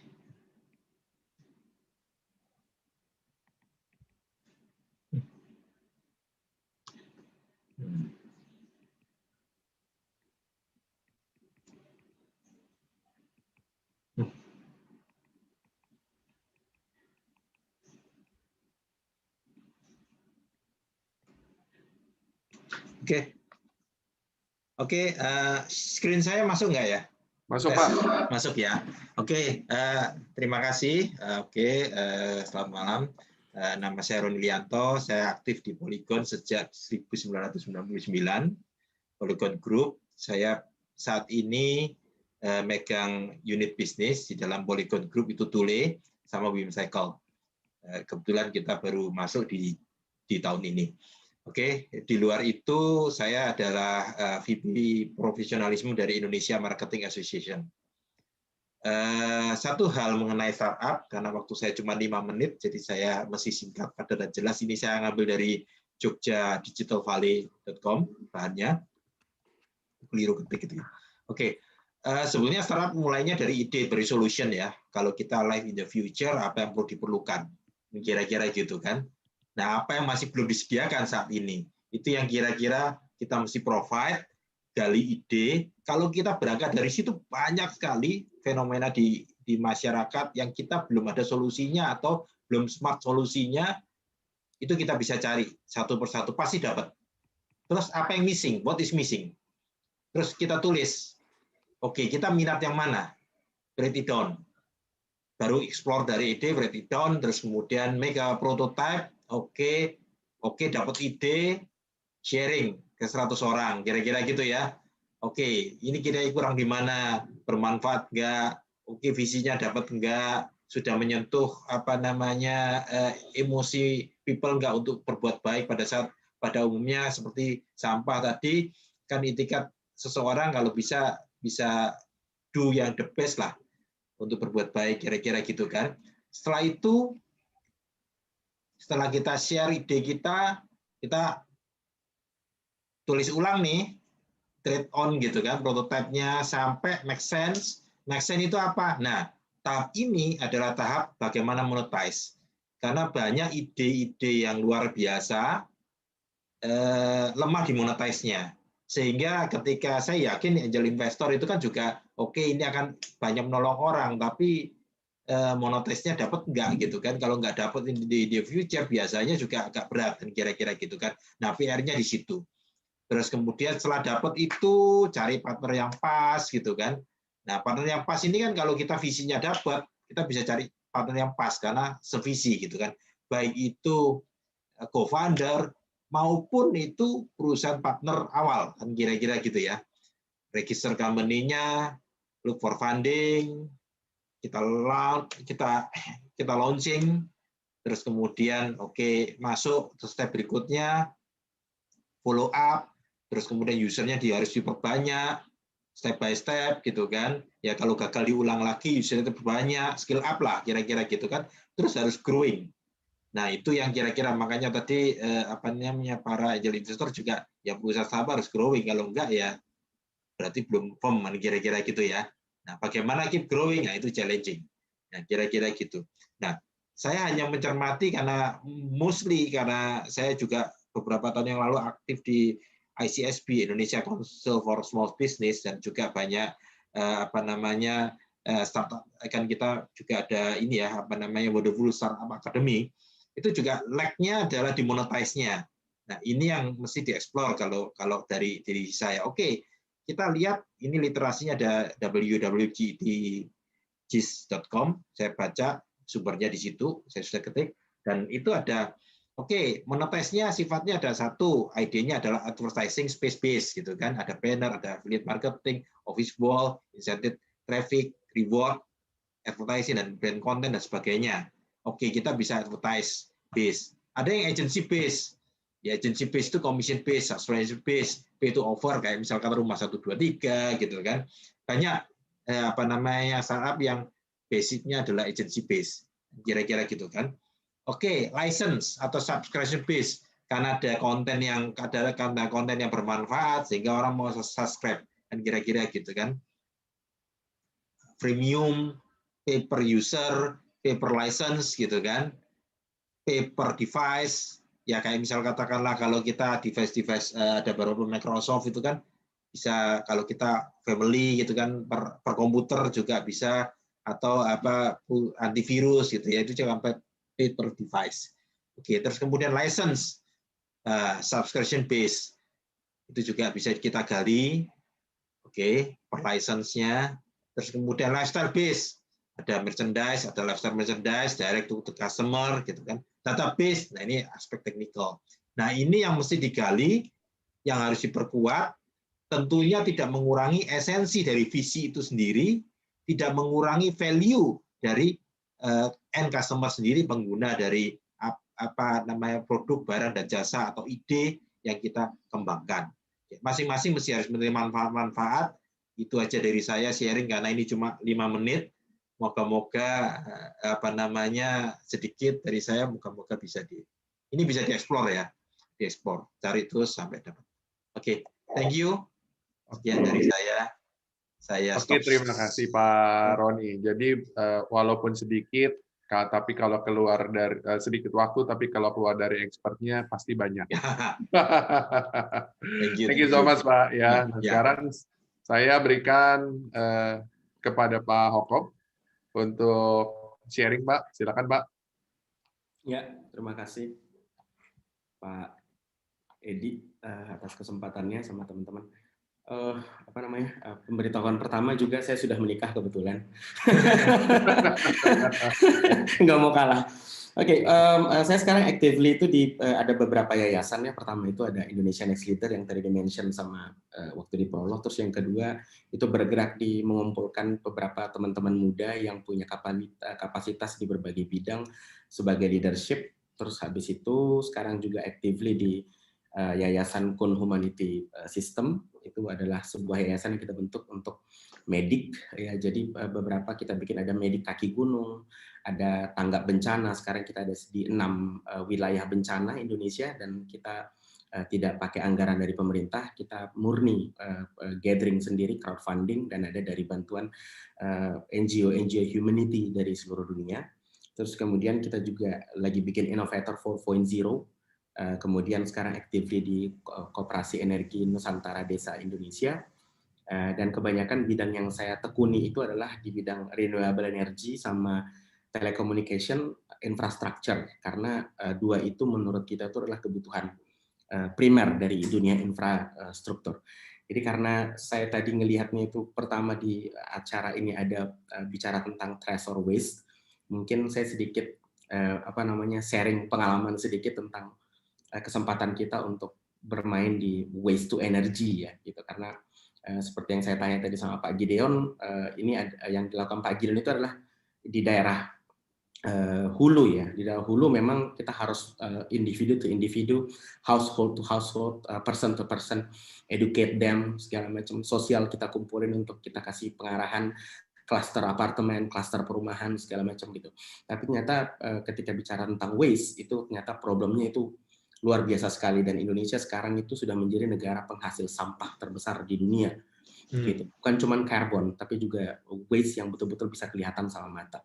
Gitu. Jadi problem nomor 2 kita setelah COVID itu menurut kita itu yang menanti-nanti seperti harimau yang sedang menganga itu adalah permasalahan sampah. Because actually sama kayak energi, waste actually can't be eliminated. but can be changed in form and function. Jadi dia punya jargon sama seperti energi itu. Nah, ternyata sampah ini itu masuk di dalam 17 SDGs dunia, kebijakan dunia, kesepakatan dunia itu. Bahkan Presiden kita di 2016-17 sudah menandatangani Paris Agreement, dan salah satu pointernya itu adalah bicara tentang waste. Dari 17 pointer SDGs, ternyata sampah itu masuk di hampir 1, 2, 3, 4, 5, 6 pointer yang ada di SDGs. Jadi sektor coverage di Indonesia itu ada seperti power, transportation, dan segala macamnya, hospital, zone infrastructure, bla bla bla gitu. Semuanya ternyata waste ini ada di segala lini ya. Itu ada di akses air bersih dia muncul, di energi bersih terbarukan dia muncul, di penataan kota komunitas berkelanjutan dia muncul, di perubahan iklim muncul, di ekosistem laut dia muncul. Seperti yang Pak Gideon tadi bilang, itu plastik itu ternyata 60% itu di laut gitu. Menjaga ekosistem darat juga kita bicara tentang sampah gitu. Jadi dia ada di mana-mana actually. Gitu. Dan ternyata kalau kita sadari betul nih, kita aja sebagai manusia sekarang itu menghasilkan sampah 0,5 sampai 2 kg sampah per hari, per individu. Bisa nanti masing-masing di rumah coba bawa timbangan sendiri, jadi kapan kita buang plastik kita timbang satu-satu, nanti pasti 0,5 sampai 2 kg kita buang sampah setiap hari di bumi ini, dan kita kalikan dengan 267 juta penduduk, yaitulah jumlah sampah yang kita produksi. Itu masih dari individu, belum dari industri dan lain-lain. Nah, kita coba bagi itu kemarin itu, kalau masalah waste ini mungkin kita bagi atas 2. Yang pertama itu apa yang terjadi di individu, family and household, dan sangat menyenangkan sekali berkenalan sama Pak Gideon, dan kebetulan sama Bung Sinaga itu adalah junior saya, Bang Gideon, memang smart person itu di universitas waktu itu. Ternyata campaign terhadap individunya itu udah tuntas gitu. Sudah ada green light gitu yang bisa dilakukan secara startup dan segala macamnya gitu. Ini sama kayak energi juga. Energi sekarang sudah bisa dibikin startupnya itu rumah per rumah.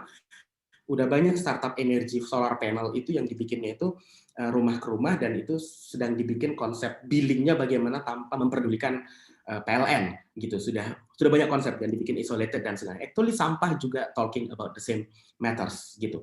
Nah, tetapi ketika kita bicara tentang whole-nya, globally-nya, ternyata kita bicara itu satu segmen lagi itu ketika sampah itu dikumpulkan dan dimasukkan ke dalam industri sampahnya, kemudian itu berusaha untuk dirubah menjadi fuel, menjadi gas, menjadi air bersih, menjadi electricity, ternyata kita bertengkarnya itu sama regulasi. Kenapa seperti itu ya? Karena memang produksi sampah kita luar biasa ya gitu. Jadi kalau sampah itu ketika kita dikumpulin tadi semua sampah itu kan, kalau kebetulan saya udah keliling hampir semua TPA di seluruh Indonesia, kebetulan masing-masing kota besar provinsi.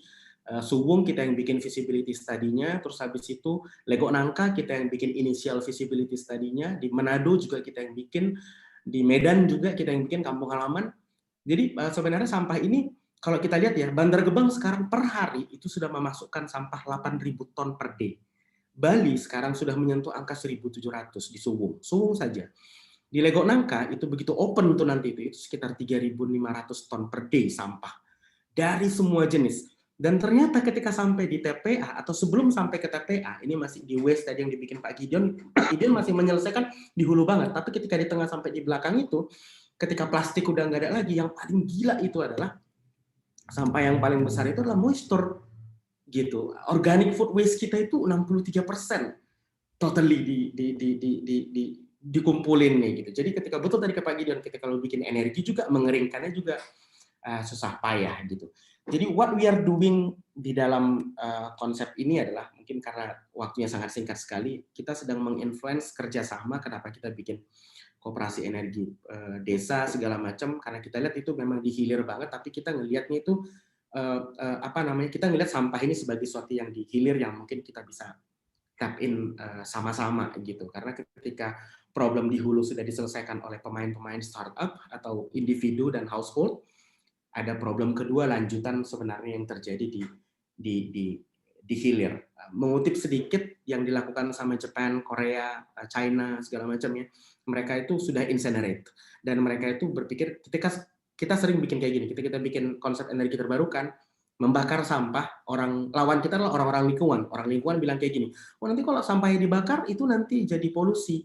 Nah, kalau di kita sebenarnya berpikirnya begini, kalau memang ketika kita membakar sampah dan menjadikannya sebagai bentuk energi baru, energi yang lain atau source yang lain, bentuk yang lain yang lebih berguna, dan itu menghasilkan polusi lain, yang kita lakukan adalah cuma satu, ya tangani gitu.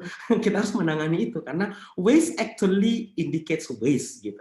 Sampah akan selalu menghasilkan sampah. Jadi saran kita kepada pemain-pemain lingkungan, walhi segala macam adalah don't stop it, karena di mana-mana di dunia ini mereka itu berusaha untuk mengalihfungsikan dalam energi dan segala macam. Don't stop it karena kita sudah panjang perjalanannya. Pak Gideon kemarin tadi cerita soal di lingkungan, kita juga menghadapi problem yang sama waktu kita di Bali sama di Medan sama di Bandung berusaha untuk bikin incinerate waste to energy, waste power plant. Problem utamanya itu adalah lingkungan, isu faba segala macam yang sebenarnya itu sudah bisa ada penanganan-penanganan tertentu dan risetnya sudah ada dan sudah banyak berhasil dilakukan oleh negara-negara besar yang sudah ada di sekitar Indonesia. So I think itu yang sedang kita lakukan untuk waste to energy. Sembari masih ada sekitar 6 sektor lagi yang berkaitan dengan renewable energy. Ada solar panel, ada hydro power plant, ada geothermal dan lain-lain yang bersifat energi terbarukan dan telekomunikasi di Indonesia. Kira-kira begitu mungkin? Oke, terima kasih Pak Hokop. Ini luar biasa banget ya, kita bisa belajar banyak nih dari pemaparan singkat. Nah ini sebenarnya ini jebakan Batman Pak. Ini kita lagi mau supaya ntar Pak Hoko, Pak Roni, Pak Yoas, nanti itu kita bikin event sendiri. Supaya ngomong tentang materi yang tadi 5 menit kan nggak kena ya, makanya nanti kita bikin sendiri. Oke, thank you so much. Dan sekarang Pak Yoas, silakan Pak. Untuk pemaparan. Thank you Pak Edi. Saya share screen sebentar.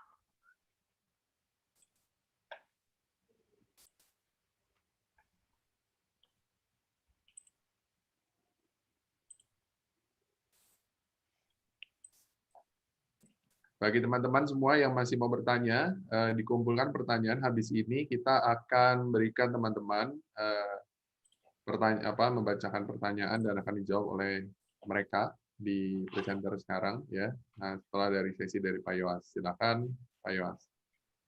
Oke, PowerPoint saya sudah terlihat. Bagus.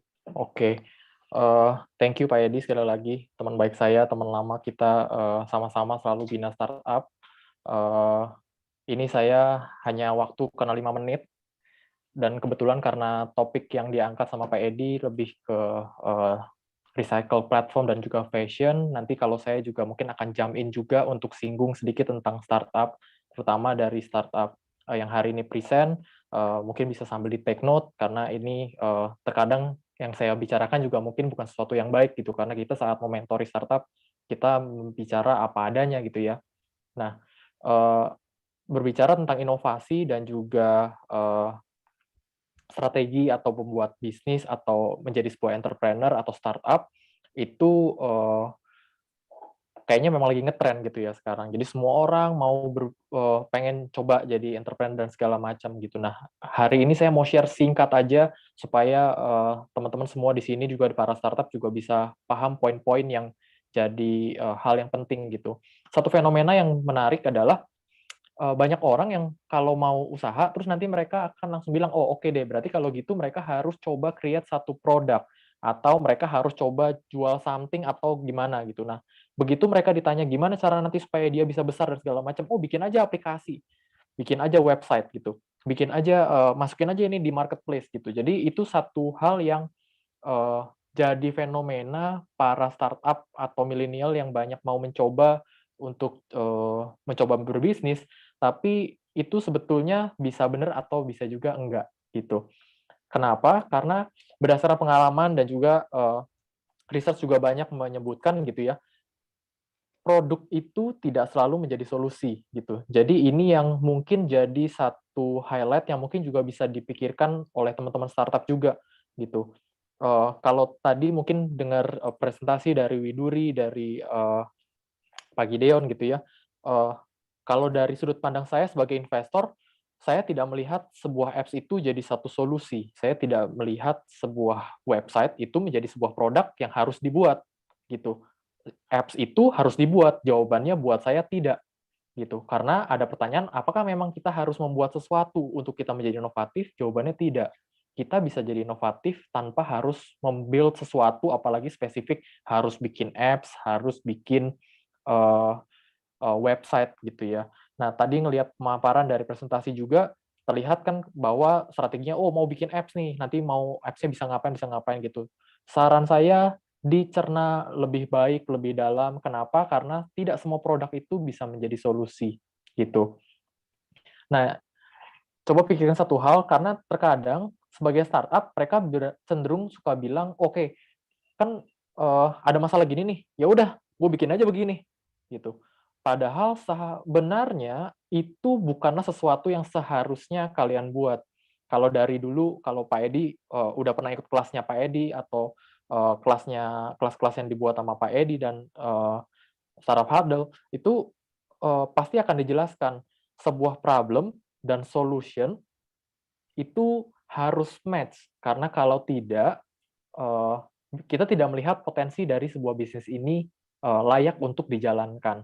Jadi apakah market ini ada atau tidak, ya kita nggak tahu gitu. Nah, kebanyakan startup founder mereka terjebak dengan mereka kebetulan apa ya, misalnya mereka bisa ngerti tentang laundry, ya udah kira-kira bikin aja laundry. Pertanyaannya memangnya harusnya emang bikin laundry?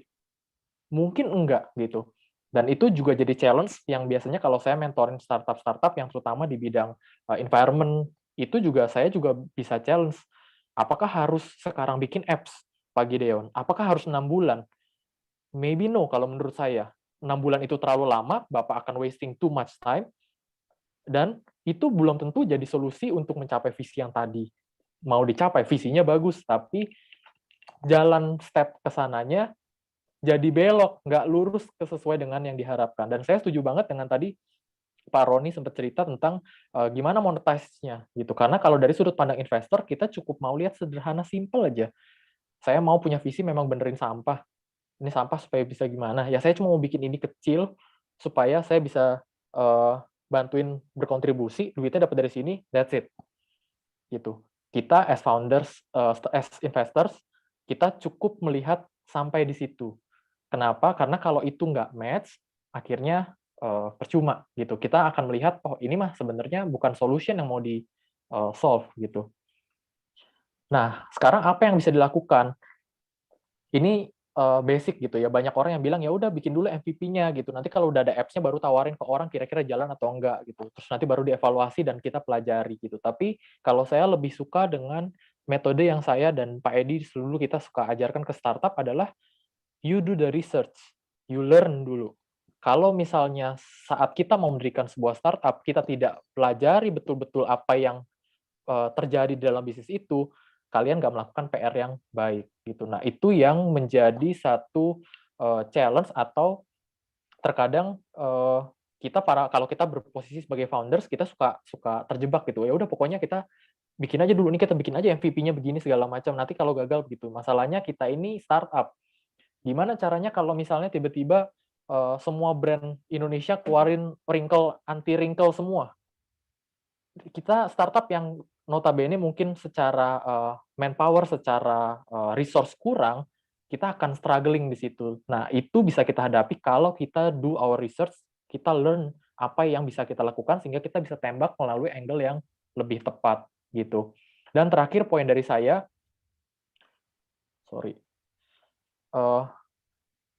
be practical.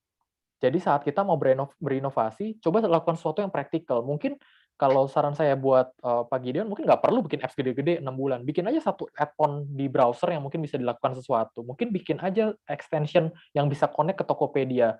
It's more than enough daripada kita spend 6 bulan bikin satu apps. Ngapain kita bikin satu apps AI yang harus ngebaca algoritmanya sebegitu susah? Cisco sudah bikin itu 10 tahun yang lalu. Gitu. Mungkin kita cukup bisa bikin satu fitur yang ternyata itu membantu proses yang dilakukan oleh customer kita gitu. Nah, ini yang jadi poin terakhir saya. Kadang kita saat berusaha membuat sebuah solusi, kadang kita kasihnya produknya gitu. Saya Pak Edi juga pernah lihat, saya pernah invest di satu startup, produknya bagus. Kita invest duit lumayan banyak gitu. Kita injek dana sebagai angel investor. Produknya bagus, orangnya oke, tapi secara proses ternyata nggak tepat. Akhirnya apa yang terjadi ya kandas juga. Karena dia solving the problem not with the right process, not with the practicability yang baik gitu. Sehingga saat dia menjalani ini, mau kemana nih? Nanti mirip seperti yang Pak Roni bilang gitu. Oke, visinya gede, terus monetize-nya lewat mana dulu? Bilangnya, iya semua bisa. Kita kalau investor, kita nggak peduli. Kita maunya satu aja dulu yang dimonetize yang mana. Nah, itu yang kita selalu lihat gitu as investors. Mungkin itu aja dari saya, Pak Edi. Nanti kalau dari teman-teman mau tanya lagi juga boleh. Thank you. Oke, terima kasih Pak Yos untuk pemaparan singkat, padat, dan jelas. Dan saya teringat satu ya, dulu kita sering bilang nih, andai-andai gini kalau ada yang mau bikin. Oh, kita mau bikin yang berbeda nih, misalnya kayak Tokopedia, kita mau bikin versi yang lebih bedanya gitu ya. Pertanyaannya adalah kadang-kadang bagaimana ya kalau misalnya ada Tokopedia bikin fitur itu tuh, nah, gimana tuh? Kamu mau dicaplok atau kamu akan kelibas gitu kan? Nah, ini saya perhatikan ada yang menarik di sini, tapi ini kan perusahaan gede, yaitu TikTok sama Instagram. Sekarang di TikTok, fitur yang di TikTok ada di Instagram, yaitu Reel, ya kan? Nah, ini kan menarik ya. Jadi ini yang telah terjawab. Bagaimana kalau perusahaan gede bikin sesuatu yang kalian bikin? Mau jadi apa gitu? TikTok lawan Instagram nih, sama persis. Malah di Instagram dikasih aja di tengah-tengah, dan menarik juga. Saya melihat si Reel tersebut gitu kan. Dan sekarang lagi ke sana. So membuat sebuah produk bukan hanya untuk tampilin ini loh, saya punya produk gitu kan. Keren sih, tapi solve problem apa yang kamu bisa solve. Dan kalau kamu sudah mencoba untuk solve problem itu, persoalannya perusahaan-perusahaan yang sudah raksasa ini atau yang sudah gede-gede ini tuh dia bikinnya seberapa cepat ya. Kalau cuma di-convert begitu saja jadi ya sudah selesai. Akhirnya ribet tuh urusannya. Kurang lebih seperti itu ya. Jadi ini kita sama-sama belajar dari keadaan yang kita ketemukan sehari-hari. Nah, sekarang saya akan memberikan kesempatan kepada teman-teman semua yang tadi sudah bertanya pertama kali, yaitu, nah ini Pak Gideon. Pak Gideon nanti siap-siap ya. Ini ada pertanyaan dari Pak Bambang Librianto. Teknis pengambilan sampah. Target minimal yang dipenuhi apa tiap minggu atau bulan mengambilnya, kurang lebih seperti itu. Silakan Pak. Terima kasih Coach. 2 tahun saya menjalani Montras ini, cost terbesar adalah transportation. Itu dah. Dan di business waste ini juga ini sama persis dengan supply chain yang lain, ini transportation-nya besar. Makanya kita ada minimalisasi pengangkutan, minimum pengangkutan dengan tonase tertentu, tapi paling identik dengan nilai rupiah. Jadi nilai rupiahnya minimum 100.000 kita angkut. Tapi kalau minimumnya di bawah 100.000 kita suruh collecting kembali. Tapi persoalannya sampai banyak user Montras bertanya, rumah kita jadi sumber sampah dong katanya. Ini menarik juga. Oleh karena itu memang harus yang paling pertama dibangun adalah sistem jejaring sampai Montras itu ada di setiap kelurahan. Kalau dia sudah terbangun sampai kelurahan, sistem ini akan lebih mudah nantinya. Pelan-pelan memang agak lambat dia karena corona ini, tapi sebenarnya paling cepat adalah ketika saya dulu 2019 sudah deal, sudah MOU dengan Dinas Pendidikan DKI bahwa saya akan menempatkan tong sampah seluruh sekolah DKI. Pada saat setelah MOU, tiba-tiba lockdown dia. Kalau tadi di seluruh sekolah udah masuk tong sampah itu, secara kolektif tiap sore udah bisa kita angkut, kita tinggal atur rute. Tapi itu menjadi problem, maka kita terus berkembang, kita kembangkan, masuk kepada building-building. Termasuk di Mon TPS juga ada namanya Mon TPS, Mon Terampil Pilah Sampah, kita sebenarnya sudah hampir deal dengan Pondok Indah untuk mengelola satu kawasan komplek perumahan langsung, berestribusi langsung. Saya mungkin konsepnya seperti Palija. Jadi rakyat itu di komplek perumahan itu dia bayar pembayaran bulanan pakai auto debit, bisa pakai GoPay, bisa pakai apapun misalnya. Tapi kalau dia nggak bayar pada tanggalnya, kita nggak angkut sampahnya. Kemudian kalau dia tidak pilah, saya denda dia. Alasan saya waktu di Pondok Indah, hampir 70% kalian pernah tinggal stay di luar negeri, tapi habit kalian masih seperti di Afrika. Makanya mereka marah. Akhirnya dia bilang, oke, kita mulai berubah. Ini menarik ini. Saya sudah survei pakai Deloitte, kawan-kawan saya ada di sana, 23-30% ada masyarakat ini yang mau berubah untuk persoalan sampah. Itu yang menjadi target saya sebenarnya. Makanya saya main dulu di kota besar. Tapi sebenarnya paling gampang main di kota kecil. Kalau di kota kecil, saya misalnya dekat dengan bupati, bisa saya atur di semuanya. Tapi saya, karena corona ini belum berani terbang ke daerah, ya karena saya sendiri ya takut.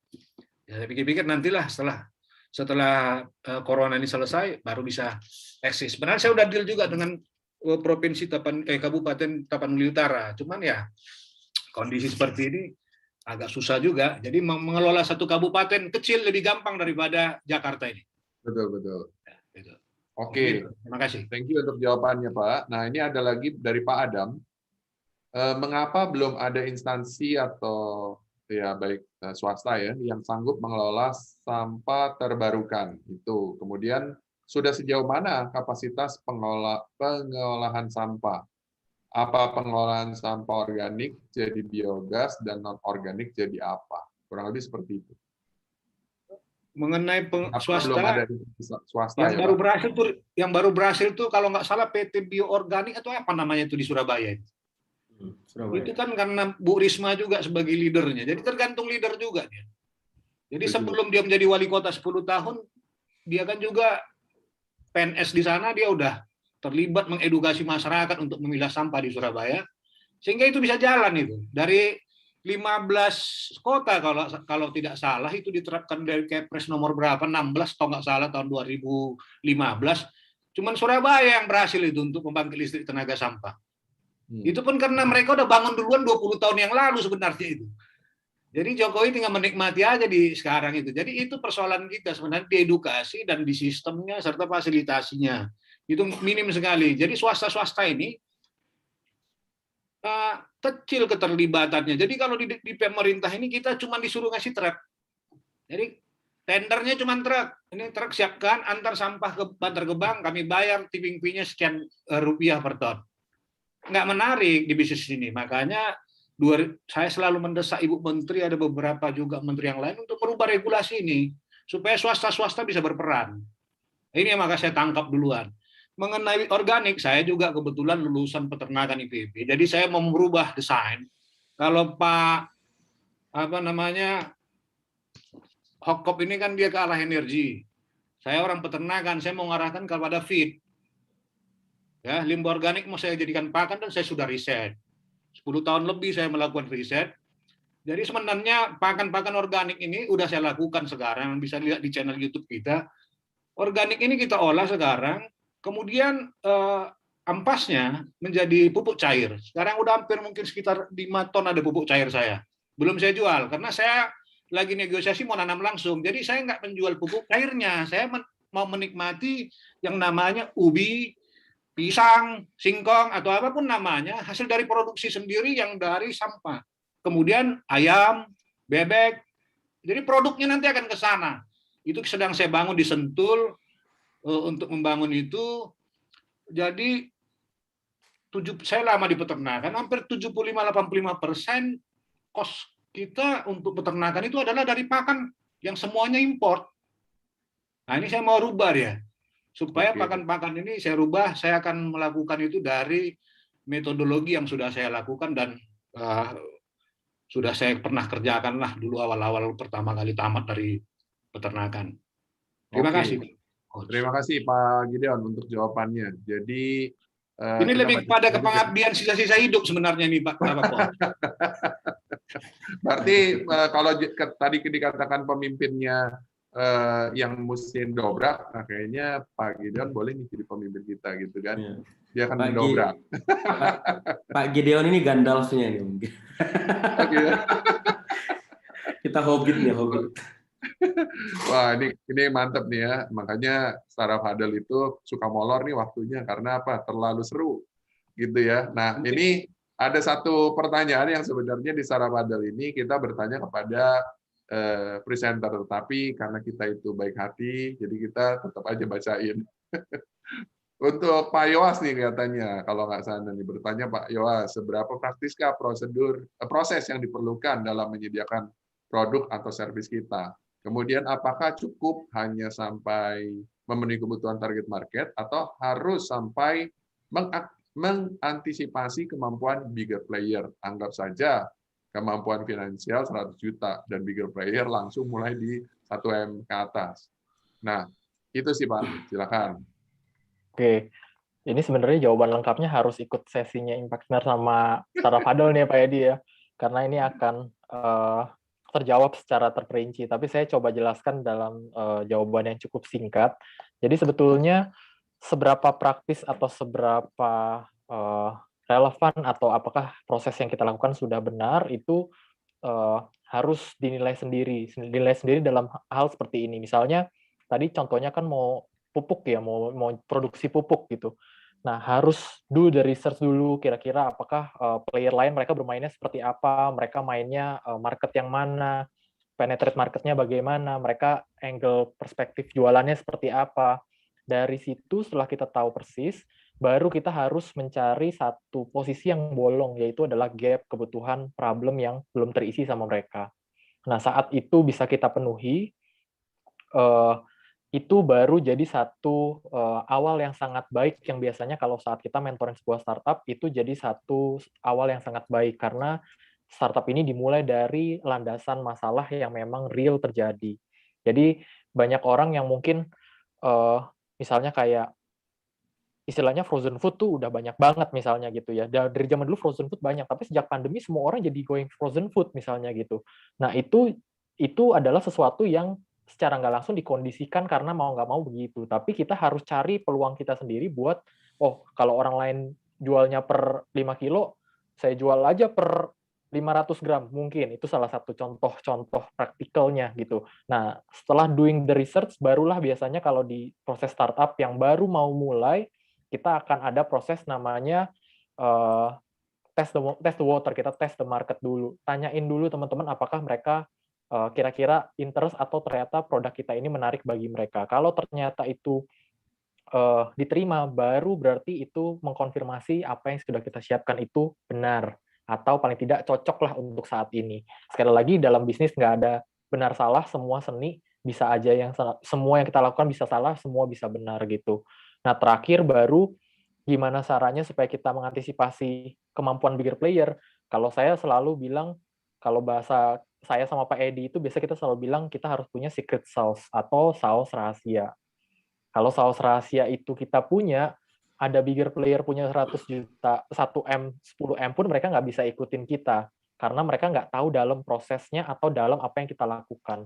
Nah, secret sauce itu harus dicari tahu, kita apa yang kita punya. Sehingga apapun yang kita kerjakan, kalau mereka mau ngikut, ya mungkin mereka bisa ngikutin step-nya. Tapi mereka nggak akan bisa persis jadi seperti kita. Gitu. Dan kita masih tetap punya peluang.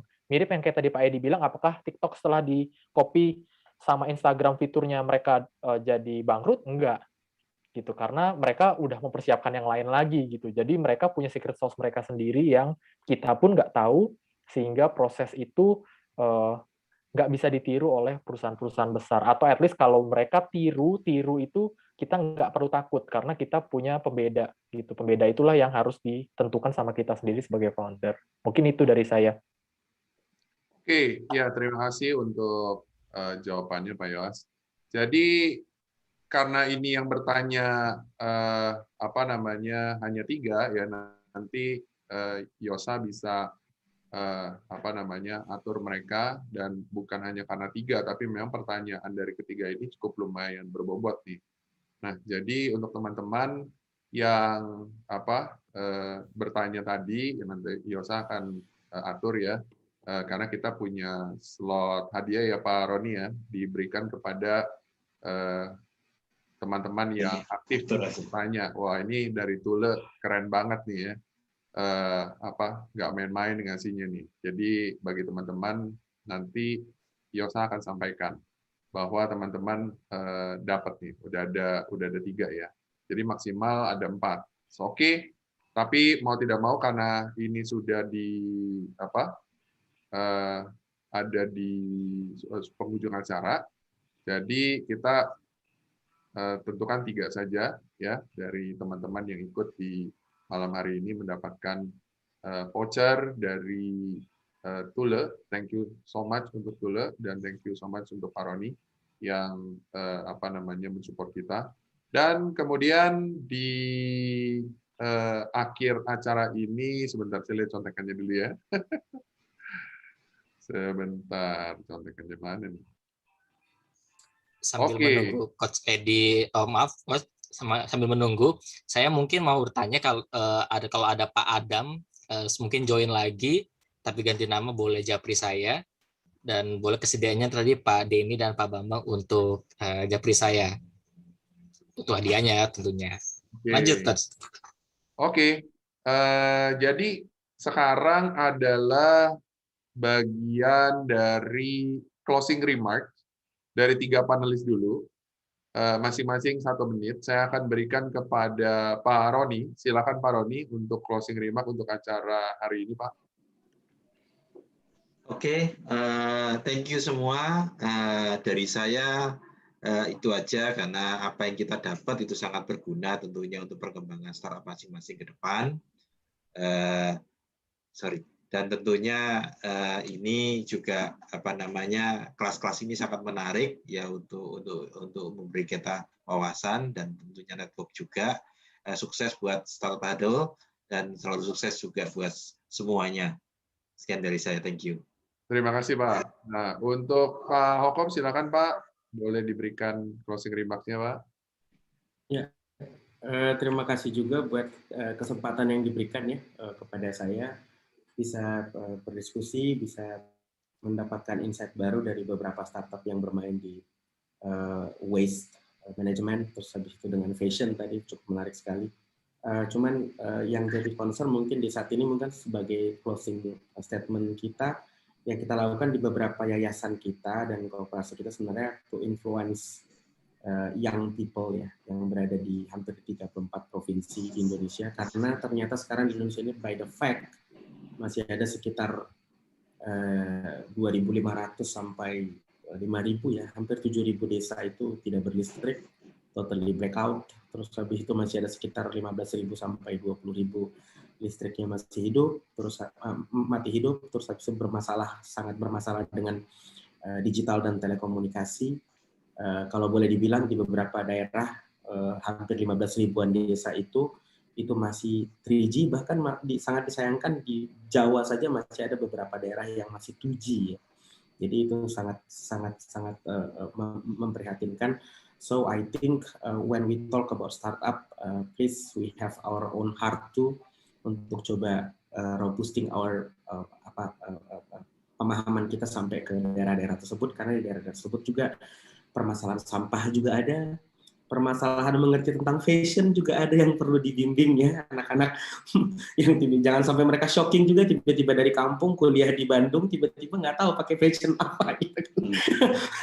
itu lumayan sering terjadi. Saya punya teman dulu orang Papua yang perlu sekitar 6 bulan untuk menyesuaikan fashion dia ketika dia berkuliah di Bandung gitu. Jadi I think maybe it's funny tapi it's happen in Indonesia, dan itu terjadi karena lack of information, dan kita yang mungkin generasi yang lebih pakem mungkin meluangkan sedikit 5 or 10 minutes our times in a day gitu untuk bisa menjangkau mereka di beberapa wilayah. Kita bisa berkolaborasi sama-sama. Kalau misalnya ada yayasan kita collaborate. Kalau misalnya ada Tule, misalnya ada CSR-nya, kita collaborate to educate them there gitu. Kalau ada sampah mungkin yang dibilang Pak Gideon, mungkin kita starting juga misalnya ingin ke ke desa-desa atau ke kabupaten, kita punya ada linkage hampir sekitar 178 universitas yang sudah tap in di Indonesian Next Leader, dan KUN juga udah tap in ke situ, dan di Kendi juga hampir berkolaborate sama beberapa desa-desa, dan kita lagi membina beberapa desa yang kita arahkan untuk mendirikan badan usaha milik desa. Bahkan per tadi aja kita dikontak sama teman-teman di Papua lewat Freeport untuk beberapa desa di Timika untuk bisa guidance tentang energi terbarukan, waste to energy, bahkan mungkin bisa melipir ke dunia common seperti fashion dan lain-lain, dan mungkin suatu waktu bisa mengajari tentang dunia startup dan disrupsi yang sedang terjadi seperti yang diceritain Mas Yoas tadi di akhir. Mungkin itu aja mungkin sebagai posisi. Oke, thank you so much Pak Okop, keren banget. Udah dicolek-colek nih Pak Roni untuk dulu. Dan untuk Pak Yoas, silakan Pak Yoas. Oke, thank you Pak Edi. Mungkin dari saya closing remarks buat semua yang join di event ini, terutama buat startups yang pengen juga mencoba memulai sebuah bisnis, mau mencoba jadi entrepreneur. Saya selalu bilang ke para startup biasanya kalian harus berpikir secara big, tapi kalian harus bertindak secara small. Apa itu maksudnya? Maksudnya adalah saat kita mau menjalani sesuatu, kita harus benar-benar make sure apa yang kita lakukan dalam skala kecil ini kita seefisien mungkin, tersebaik mungkin gitu. Makanya saya biasanya kalau di startup selalu bilang, oh jangan cari duitnya dulu, tapi kalian harus cari hal terbaik yang kalian harus lakukan saat ini, hari ini, detik ini juga sebagai sebuah founder. Kenapa? Karena kalau tidak, nanti kita bisa salah gitu. Kita punya visinya gede, kita nggak ngelakuin, kita nggak cari tahu apa yang saat ini kita harus bangun duluan. Saat ini, akhirnya kita jadinya kemana-mana nih. Wah, kita harus ke sana, harus ngapain. Padahal mungkin nggak gitu. Kita mungkin cukup perlu lakukan hal small steps yang kita bangun sampai mendekati visi kita. Mungkin dari saya itu aja Pak Edi, teman-teman semua. Thank you untuk kesempatannya sekali lagi. Oke, terima kasih untuk teman-teman semua, baik member komunitas, kemudian untuk presenter juga. Nah, sekarang bagian dari presenter, yaitu pertama Pak Gideon, waktunya 1 menit untuk menyampaikan kira-kira Pak Gideon itu berharap dari member community di sini itu bisa membantu Pak Gideon itu di bidang mana, kurang lebih gitu Pak, silakan. Terima kasih Coach. Persoalan sampah adalah persoalan kita semua. Jadi yang saya harapkan sebenarnya kolaborasi. Itu yang pertama. Kolaborasi dalam arti jejaring. Kalau tadi misalnya dari Pak Roni, ya mungkin kita nanti bisa berjejaring dalam artian kemungkinan aja bisa saya buat nanti pengepul saya naik sepeda semua Pak ya. Mantap. Ya, di beberapa komplek perumahan yang sederhana yang misalnya apa kan ya cukup sepeda aja, nggak perlu harus mengeluarkan bensin. Ya. Itu yang pertama. Yang kedua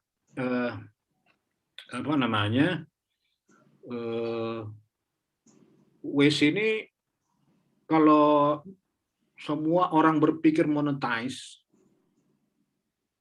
lama dia break even-nya. Karena persoalan waste ini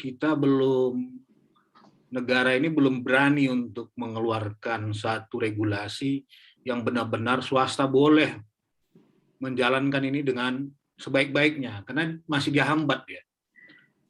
Karena masih ada mafia-mafia yang terlibat dalam proses pendataan sampah ini supaya industri itu diuntungkan, sehingga industri bilang kami kekurangan raw material, bisa impor.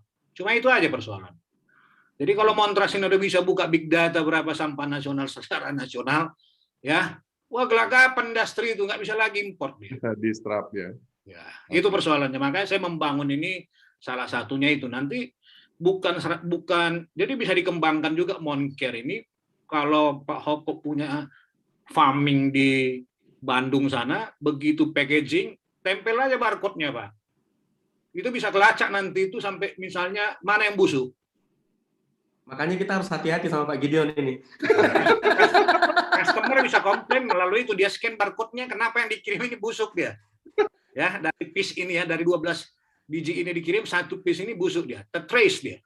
Ya. Nah, yang Jadi kedua ini sebenarnya arahnya barcode- nanti, arahnya yang kedua, Moncare ini nanti adalah seluruh pengumpulan sampah di seluruh Indonesia, dia tidak hanya harus mengumpulkan sampah, tapi kalau petugasnya sudah saya edukasi, dia persis kayak LSI itu. Dia bisa mengeluarkan data real time sampah yang keluar setiap kabupaten dia secara real time. Itu mengarah ke sana itu nanti. Oke. Dia berkembang terus nanti one man one barcode, Pak. Oke. Wah. Makanya yang ditakutkan sebenarnya bukan barcode di vaksin, Pak. Barcode di waste ini kayaknya. Jadi Oke, terima kasih Pak Gideon. Jadi yang perlu kita akan kolaborasikan nanti ke depan. Terima kasih. Terima kasih Pak Gideon. Oke, sekarang Widuri, silakan. Ya, malam semuanya. Untuk kalau misalnya ditanya butuhnya apa, yang pertama karena kami bergerak di bidang online saat ini, kami lagi struggle di marketingnya.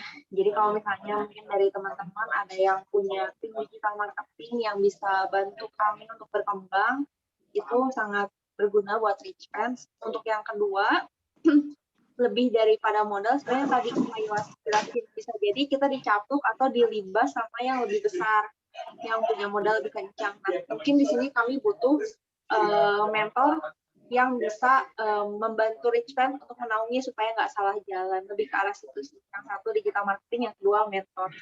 Begitu. Terima kasih.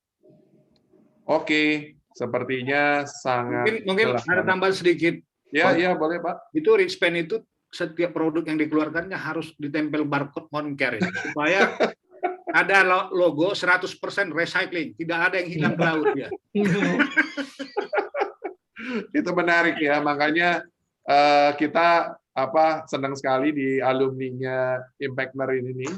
Kita ada yang recycle ya dengan fashion. Nah, itu mungkin fashionnya bisa hasil recycle gitu. Keren ya. Oke, terima kasih untuk semua teman-teman. Maaf kalau waktunya molor dan pasti molor punya gitu, nggak mungkin nggak molor. Karena kita sedang banget nih untuk sharing, apalagi kalau dua presenter. Kalau satu udah dibombardir habis-habisan nih. Tapi kalau dua ini akan seru dan saya harus sorry kalau saya banyak cut karena ini pesan-pesan sponsor ya. Jangan terlalu lama dia bilang. Oke, ya sudah.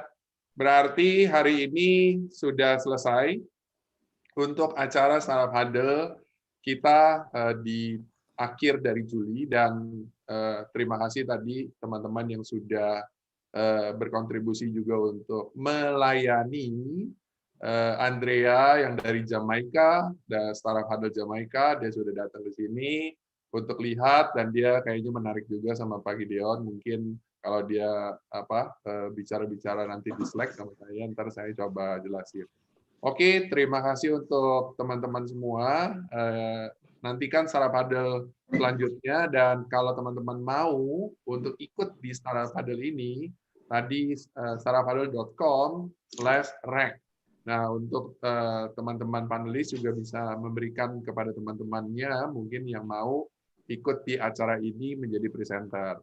Oke, saya kembalikan ke Yosa. Silakan Yosa. Baik, terima kasih banyak buat Bapak Ibu rekan-rekan yang sudah hadir dalam acara ini ya. Saya kembali lagi reminder yang tadi Coach Edi sampaikan. Untuk Bapak Ibu yang mungkin mau di posisi Widuri dan Pak Gideon ini, itu bisa daftar. Linknya saya sudah taruh di grup chat. Itu karena kan pengen juga ya sekali-sekali coba bisa ngomong gimana sih rasanya diberikan insight. Nah, hari ini terima kasih buat Pak Roni, buat Pak Yowas, buat Bang Hokop juga yang sudah jadi panelis. Kita senang banget ya kita bisa dengarkan satu insight yang luar biasa dari ketika mempanelisin dua startup tadi maupun dari sesi sharing tadi. Nah Bapak Ibu yang biasanya ada yang kayak begini nih kalau mau Startup Huddle sebelumnya kayak gimana ya. Nah, itu bisa di YouTube-nya Startup Huddle. Di linknya saya taruh di grup chat juga. Jangan lupa subscribe juga sih ya sekalian. yang langsung join dari link dan belum sempat gabung di grup WA Impactner, silakan join di link grup WA yang saya sudah taruh di Zoom chat. Nah, next month kita akan ada startup huddle lagi. Seperti biasa ya, startup huddle itu diadakan di akhir bulan, di Jumat akhir bulan ya, sekedar mengingatkan aja. Jadi Jumat akhir bulan siapkan diri, siapkan waktu untuk ikut ini. Itu nanti akan kolaborasi dengan, rencananya kan kolaborasi dengan Air Amerika. Jadi biar nggak ketinggalan, jangan lupa join di grup WhatsApp itu. Baik, itu saja dari saya. Saya mengucapkan terima kasih buat Bapak Ibu, buat para Bapak panelis dan Bapak Ibu presenter, karena kebetulan presenter perempuan, Bapak Ibu attendees lainnya. Saya ucapkan selamat malam dan selamat berakhir pekan. Terima kasih. Oke, thank you so much. Thank you semua. Thank you Thank you semua. semua, Pak Roni. Thank you, Pak Gideon. Thank you, Pak Yohan. Pak Gideon, Pak Pak Kop. Widuri, thank you. Thank you. Yuri. banget. Thank you, Pak Rudi. Thank you semuanya. Sudah ikut Terima join kasih di- semua. Terima kasih ya Pak ya. Thank you, Terima Pak. kasih. Terima Thank kasih, you, Pak Pak. Roni. Terima kasih semuanya. Selamat malam. Terima kasih, Pak. Istirahat. Selamat Yo, istirahat. semuanya. Selamat malam. Sehat, Izin Pak. live ya. Baik, Bapak Ibu. Ya. Baik, Oke, saya izin close juga ya. Bentar, mana ini? untuk room akan di